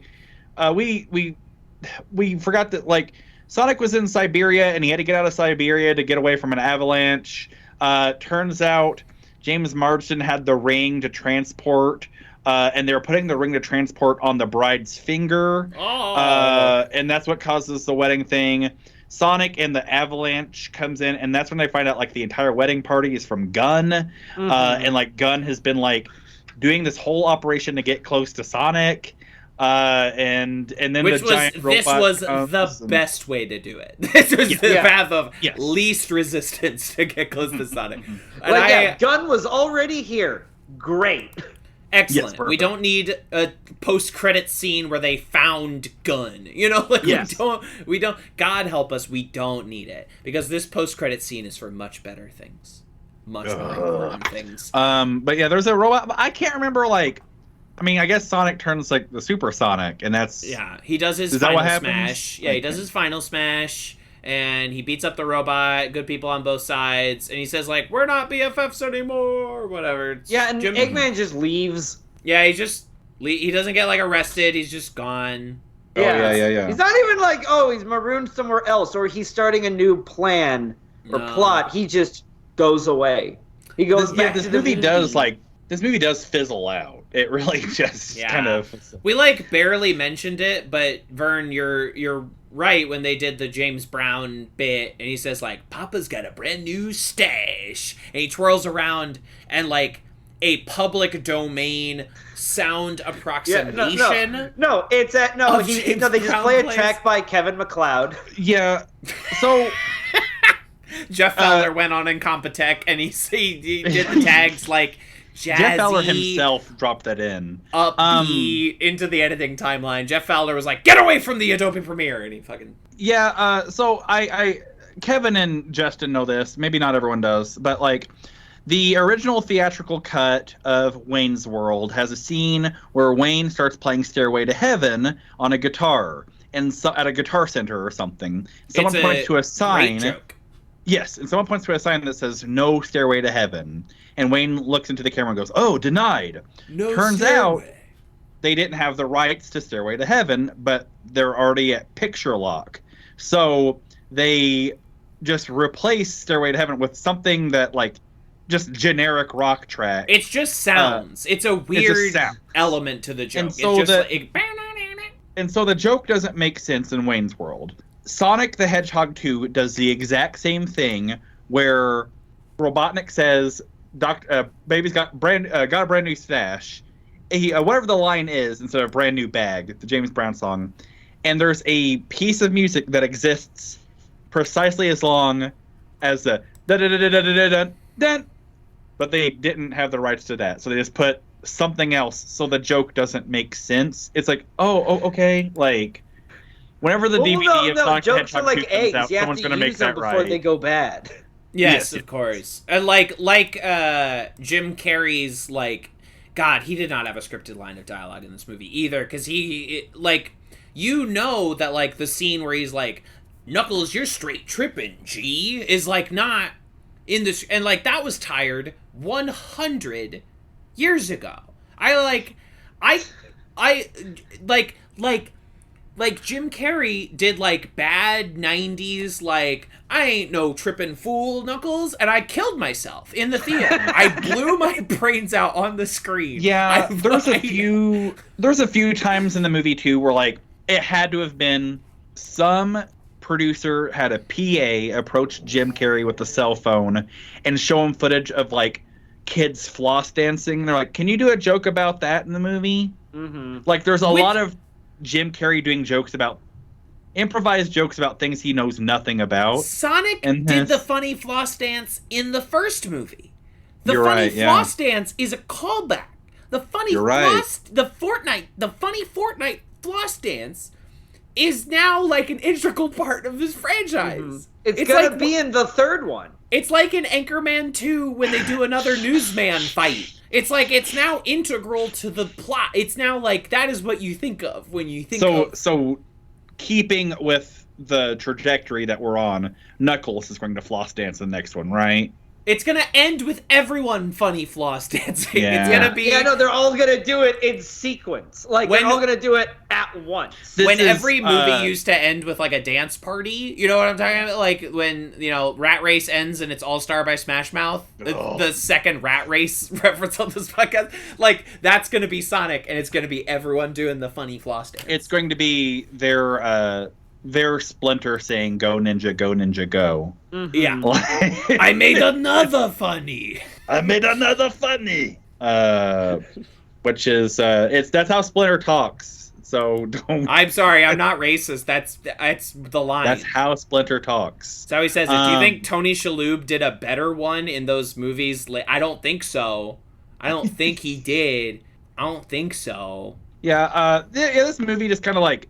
They put a cross dissolve over the last 3 scenes of the movie. They just try to wrap it up as fast as they can. It fizzles out so fast. I can't remember, like, I know they fight the robot. I know there's, like, all of a sudden they're playing baseball and they're a happy family. Sonic, Knuckles. And Knuckles is like, this is and... the base of ball. Yes, I will win the team fight. And it's like, Jesus Christ. It's fine. Why write a new joke? Why write a new joke? You have perfectly good ones. Like, we have perfectly good jokes at home. That's what I mean. It's this joke. Half of these jokes are written by the 100-year-old man. Yeah, for the 2,000-year-old man from the year 2000. Yeah. It feels like, you know how we spent a lot of the first one of these talking about how, like, the Sonic script felt like a 90s Sonic script that they just had lying around. Is this the 2000s? I feel like they also wrote this in the 90s. I feel like they wrote both of these movies in 1993, and they found both scripts. This one feels like a million times more Sonic-y than the first one does. Like, agreed. I agree. Tails flies a biplane and a red biplane, and Sonic is on it. Yeah, they got the actual voice actor of Tails to portray cool. Tails. I do like that they did that, even though Tails has like nothing funny or interesting to do in the entire movie. But it's like I'm glad they didn't get Ariana Grande. Yeah. As I said earlier, there's like Robotnik doesn't know how to control the giant robot, and they pull out the instruction manual, and it looks like a Sega Genesis manual. Like. You can hear the Green Hill theme in them. It's James Marsden's ringtone, but you can still hear it. In the context of this film, what is that music from? I think that's in the context of this movie. That's Lighthouse. That's that's Muzak. Phone music. Yeah. That's phone music. Lighthouse. It's just a deep cut Incompetech joke. It's just elevator Muzak in this universe. I think it's the stock like iPhone chime in this universe. That's what I read it as. It doesn't. I mean, it's just there to pop the fans. But, I know, but like, I hate a naked reference that you're like, okay, but so like the coffee shop being called the Mean Bean. I'm like, yeah, a coffee shop could be called the Mean Bean, but when you just play the Sonic music in the movie, just play it over an action sequence or something. Play that as a score, yeah. As a score, yeah. Yeah, exactly. It doesn't do an need orchestrated to be version of that. It doesn't need to be a whole thing. It doesn't need to be diegetic. Yeah, exactly. You can just do it as the score. It's cute, it's fun, and people who don't get it won't care. It's like in Sam Raimi's Spider-Man 2 when that lady on the street is writing the Spider-Man theme, and you're like, all right, see, you're like working it. It's like cute, but it also kind of like works, and it feels very New York. You know, it's got levels. It's got layers. Yeah. Anyway, it's fine. It's fine. So it's not a good film, but again, 2 stars as opposed to 1.5. So onward and upward, folks, for Sonic 3, which we'll probably talk about. It feels all uphill from here. The pros and the pros and the cons of this movie is that it feels like a Sonic movie. That is true. And I don't know. That's not necessarily a good thing. Well, can I say I've been thinking about this for a while. Say it. I gotta set this up. When I was a single person, when I was not committed to anyone, when I did not have a ring around my finger, I was once at a party, and there was a girl there named Megan, right? And Okay, Megan I like where and the I story's going. had like exchanged some glances and had some patter and like You dog. it seemed You as though beast. there was it seemed as though there was a mutual interest in between both of us. It was an exciting time for a young single Vern. And what happened is it came like late in the night where like it wouldn't be rude if Megan and I had a conversation that was just between us. Oh. And I start approaching Megan, and then what happens? Jeff approaches. No. And Jeff intercepts, and Jeff cannot read the situation at all. Jeff starts having a long conversation with me that I'm like, about like the price of silver.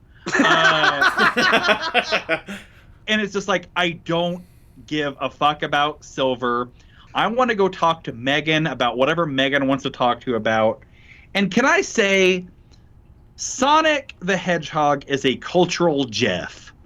As far as video games, as far as movies, as far as media goes, like, Kevin and myself both saw Everything Everywhere All at Once twice in the same week. Mm-hmm. And we're talking about Sonic. Like, Justin, Kevin, myself have had like a lifetime's worth of living in the last like 3 months. And we're talking about Sonic. Whenever like a new interesting video game comes out, we don't talk about it. We talk about Sonic Forces. I hate Sonic because like he is cultural small talk. And he's constantly just like, I hate it. I hate like there's so much like that like Vern, you're starting to sound like Dr. Eggman. it just like there's two I love my friends Kevin and Justin and I love talking with them, but just like we've been spending 2.5 hours, like 2 hours, 3 minutes talking about Sonic.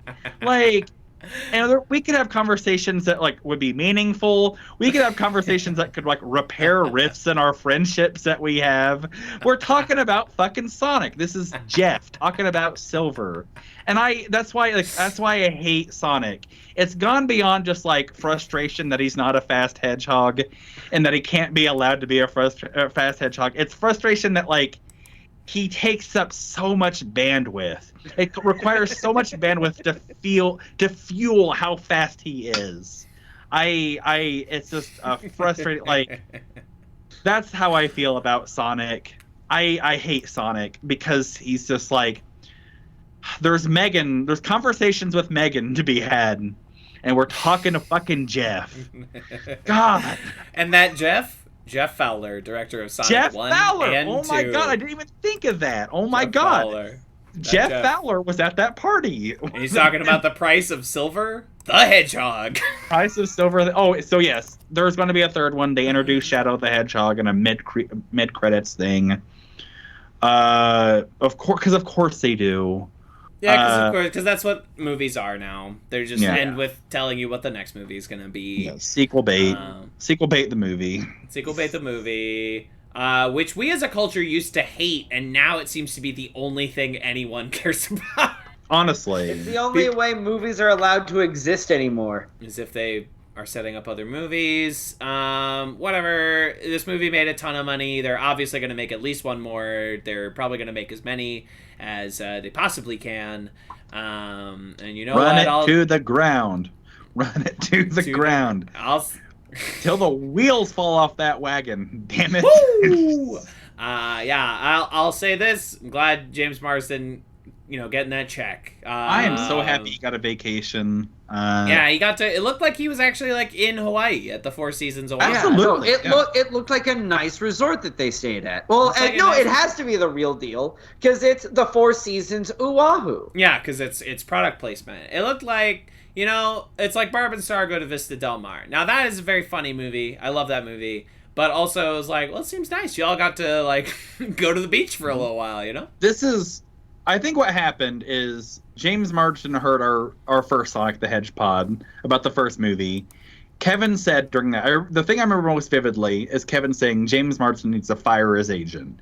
James Marsden made an angry phone call. He's like, oh my God, these guys are right, to his agent. And James Marsden's agent was like, I can get you a Hawaiian vacation. Don't let go of me just yet. Come on. And that's what this was. I'll make you a Hawaiian vacation. You won't be driving around with a hog this time. You'll get to hang out with human beings. You know, like, it's like, that agent, like, fucking fought for his life, dog. Absolutely. That's I'm happy that James Marsden got a vacation. I hope and I pray that like he could start being in good movies again, that he could start trying again. He and Idris Elba need to just like, what's the cinematic equivalent of going out and breaking light bulbs behind like your workplace because you're just fed up? Like they need to do that movie, you know, just like this is for us, fuck them. We're on the clock, we don't care. A buddy road movie with those two as like two of the most handsome men on planet Earth, just like going on a buddy trip, you know, like sounds great.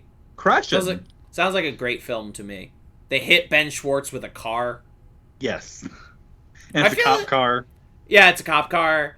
Kill Ben Schwartz. I like Ben Schwartz. I don't know why I keep talking about getting murdered by a We car. must eradicate the Schwartz. I like Ben Schwartz. He's terrible in these movies. I've decided he's not. He delivers every line exactly the same way. He's bad. Yeah. I like him. I like Ben Schwartz. I worry he's got bad company. His friends are real problematic. Horatio Sands and Silicon Valley. Yeah, Middleditch. So it makes me wonder, like, I'm a little tepid in my response to Ben Schwartz. If you asked me a year ago, I'm like, yeah, I love Ben Schwartz. Now I'm like, yeah, he's good. He's a safe one, right? He's on thin ice. Better watch himself. But yeah, he sucks in this movie. He delivers every line the exact same way. I do feel like maybe he got to play around in the ADR booth and improvise a little bit. Sure. Which was nice. But yeah, it's... And then he gets handed a line like, whoa, this is like Vin Diesel and The Rock. Which, like, not even Dominic Toretto and Lucas Hobbs. Vin Diesel and The Rock. Sonic is, like, up on the goss. He doesn't watch the Fast and Furious movies. He just cares about the gossip rag. Yeah. I guess it's just, like, people are dumb and, like, you gotta cut out the noise as much as you can, and the audience is like, if you say Dominic Toretto and the other guy, like the audience has to think for 1 second, and so it's gotta make it the dumb version of it. They don't have time to think. Yes, exactly.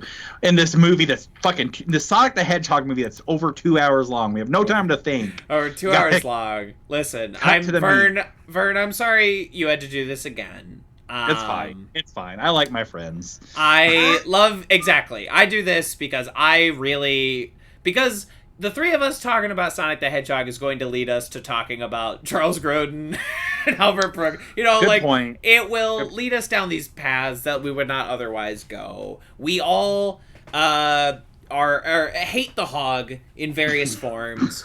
But we always ride high on the hog. You know, we're high on the hog, and we have fun together. And, you know, if all it costs me is 2 hours at the multiplex, I'm willing to make that sacrifice. Now, I do also like when we call each other to not talk about Sonic. That is also nice for me, whether or not we turn it into that hashtag content. But it is always nice for me. I enjoy it. Brings me love. I love doing this. But yeah, you know, let's hopefully next one we cover is better. We're kind of committed to Barbie at this point. We also threw around that like American Masters thing last year that we didn't end up doing. And like, listen, we'll make Movies for Babies episodes when we fucking feel like it. Okay? It's impossible to schedule these. Yeah, it's impossible. They're so hard to schedule. And like, you know, it's like sex. I'll get you there eventually, okay? Yes. Just relax. Just cool it. It's not a race. I'm not Sonic the Hedgehog. I don't gotta go fast. It's absolutely impossible to schedule these things, but it's a thing where it's just like, like eventually we'll all get in the mood, and it will be like, the sex happens, and it's the sex to make up for all the times that we couldn't, and hopefully like to leave some room, for the next one. You know what I mean? It's one of those things. It's just we'll get you there, and hopefully this will cover all those times we said not tonight, and hopefully this will cover the next couple times we say not tonight. Exactly. Yeah. It'll be worth your while whenever it comes. Yeah. I'm sorry. I'm just so tired watching and reading Sonic that like I can't. I can't get it up. I'm sorry. I'm so tired from work. That I just can't talk about Sonic the Hedgehog right now. Well, and just like Sonic in this point in my life, just like Jeff, like he feels like, extended family members. We only see him. We only see him for the, he's got a movie out. Weddings and funerals. Exactly. Mm-hmm. And they're like, how have you been? And they don't care. Sonic doesn't give a fuck how we're doing. The instant this conversation ends, we've forgotten everything that Sonic's been up to. Sonic's forgotten everything that we've been up to. Sonic's gonna give you a hard time about living in a coastal city and be like, precisely. Land of fruits and nuts. I don't know how you deal with that shit out there. Giuliani was the best mayor you guys ever had. Yeah, and it's just so I have this every year with my wife. Whenever it's like Thanksgiving time, I'm just like, yes, I'll go with you. I'll go with you to. Can I hang out in the basement while everyone else is eating Thanksgiving dinner? Can I sneak out early and go hang out with Forrest? Please. Can I go make a short film with Forrest, please? Yeah. That's what doing these Sonic things is. I was like, I don't want to talk about this movie. I don't want to see this movie, but I'll get to talk with my friends, and I'm going to make some art. Woohoo! Yeah! Cover photo. Yeah, it's Sonic. It takes that's part of why scheduling these was a nightmare, because it's like, we gotta go hang out with Sonic. God. Oh God, Sonic's home. Oh yeah. God, Sonic's home. Oh, Sonic's car's in the driveway. Fuck, I wanted to have like a peaceful evening. God damn. Yeah, I thought I'd be able to just run in and drop this off, and now it's gonna have to, I'm gonna have to have a conversation with him. Fucking thing. Sonic the goddamn Hedgehog. Son of a bitch. Sorry you couldn't make it to our Super Bowl party. I'm sorry, Sonic. I had a thing. He leaves the fucking TV on Fox News. He's not even in the room. But if you shut it off, oh boy. I hate this. Oh my God. And I want to go. The Sonic franchise needs to hang out with Master Splinter. I want to go into the other room where the finger foods are, but Tails is in there. I know Tails is going to talk to me for an hour and a half, but I'm hungry. Oh my God. I am against critical race theory. Oh no, God bless fucking hell. Oh, son of a bitch. That was a callback to a previous episode. I can't remember which one. Go listen to it. Oh yes, it was Master. Yes, I forgot. Problematic Master Splinter. Conservative Splinter. I forgot about conservative because didn't we make a joke like conservative Splinter Cell or something? Yeah. No. I think it was Splinter grew up in Giuliani's New York. He really cleaned up the streets. It's not the porn theaters it used to be. My Splinter is Triumph the Insult Comic Duck. This is a great city for me to poop on.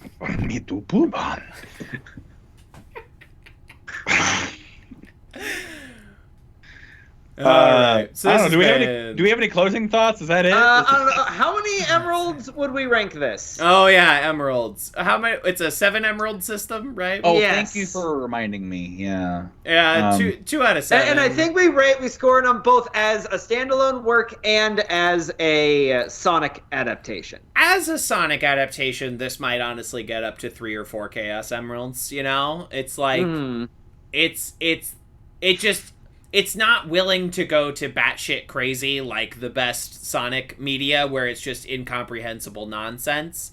As a film that I watched with my eyes, I don't know, 2 out of 7 Chaos Emeralds. Like, I've seen worse movies this year, so this was better than the 355.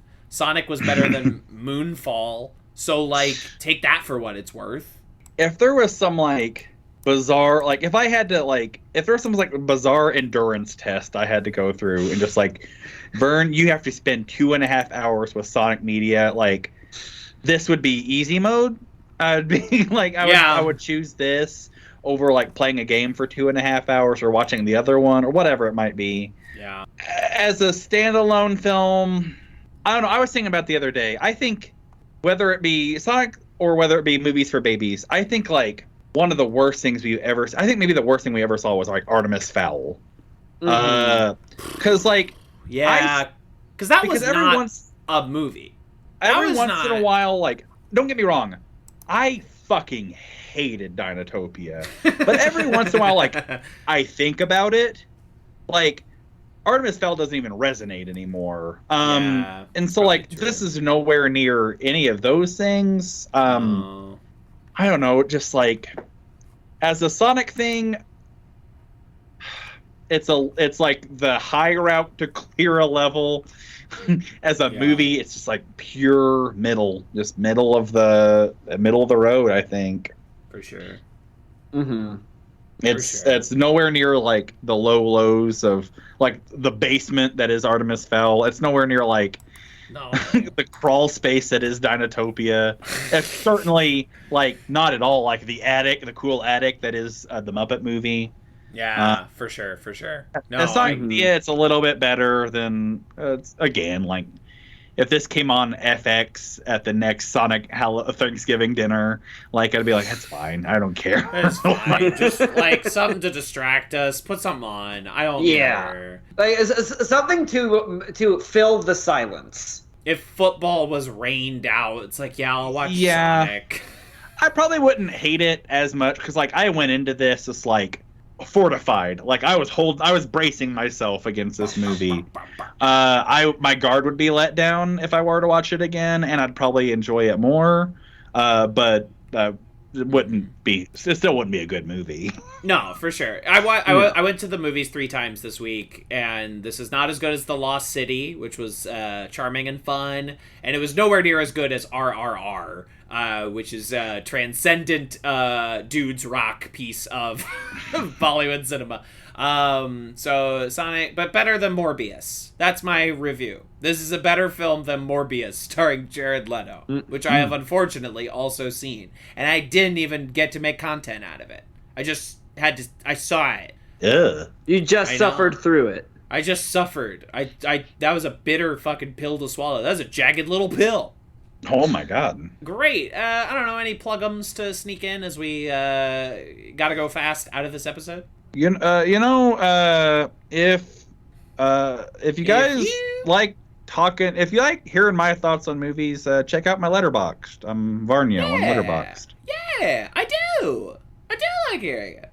Oh, thank you. And I like I like writing about movies on Letterboxd every once in a while. I'm getting now that I have time to enjoy movies, I've been enjoying that. So yeah, just check me out on Letterboxd at Varnio. Yeah. Justin? You can catch me on OK Stupid, the game show podcast. That's OKAY Stupid. And then I don't know, what am I gonna plug? Panko Crumbs. Those are nice. Yeah. They're great. It's hard doing plugs now that Puffin's over. It's like, still there. You know, you can be like, hey, there. it's done. You can go listen to that. It's all wrapped up. Start at the beginning, though. If you try to start at the end, it won't make There'll be any sense. There will be a bonus materials for the last episode that will have been out by now. Well, we'll see, because I have a lot of editing to do, including this very episode that we are recording right now. Good point. And it's more timely. I can release I kind of want to let the Puffin thing sit for a little bit, but those bonus materials, they'll be out, let's say May. Sometime in May. You know? Some point. Some point. I'll get it done. There's got a lot. That sounds right. Got a lot going on right now. Perfect. Yeah, on this very podcast feed, Advanced Media Studies, we're going to be reading them Hitchhiker's Guide to the Galaxy books for most of the rest of this year. Buckle in, enjoy, listen to us talk about literature. And then started up the new show, Crazy Ex Pod Friends, where we're going back through Crazy Ex Girl Friend, the television series, and that's been a lot of fun. We got some good guests coming up. So it's going to be a good time. I am your good time girl. Movies for Babies will return eventually. We'll be talking about a movie that's better than this. Whatever it is, it'll be better than this. Because we do good movies on this show now. Except for Sonic. We do good movies and Sonic. And that's what we do here. This is who we are. Will we be talking about Tintin? Will it be Hugo? I don't know. Will it be The Outsiders? Francis Ford Coppola? I don't know. Will it be Popeye? You tell me. Because you'll be in the future one day and you'll know. Will it be Caveman starring Ringo Starr? Could be. That sounds fun. I'd watch that. Will it be one of Marty Feldman's 2 directorial efforts? Could be. Maybe. You never know. You never know. You never know. So great. Until then, chili dogs don't work like that. Don't freehand a chili dog. That's a knife and fork. Sucking on chili dogs. That's a knife and fork food. No, you can't. No. Just double fist the chili dogs. You know, Edward's chili dog hands, one in each. Hot dog fingers. Everything, everywhere, all at once, in theaters. Yeah, go watch that. It's probably not in theaters now. It might be on digital. It's expanding. This weekend, this time we are recording, it's expanding theaters. It's doubling the number of theaters it's in. So maybe. Is great. It took it was out in the world for a week before I got it here in Utah. Yeah.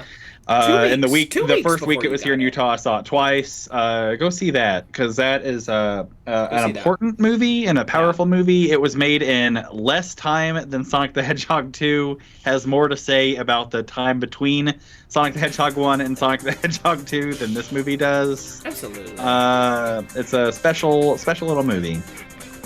Special little film, and now the podcast is over. Bye-bye.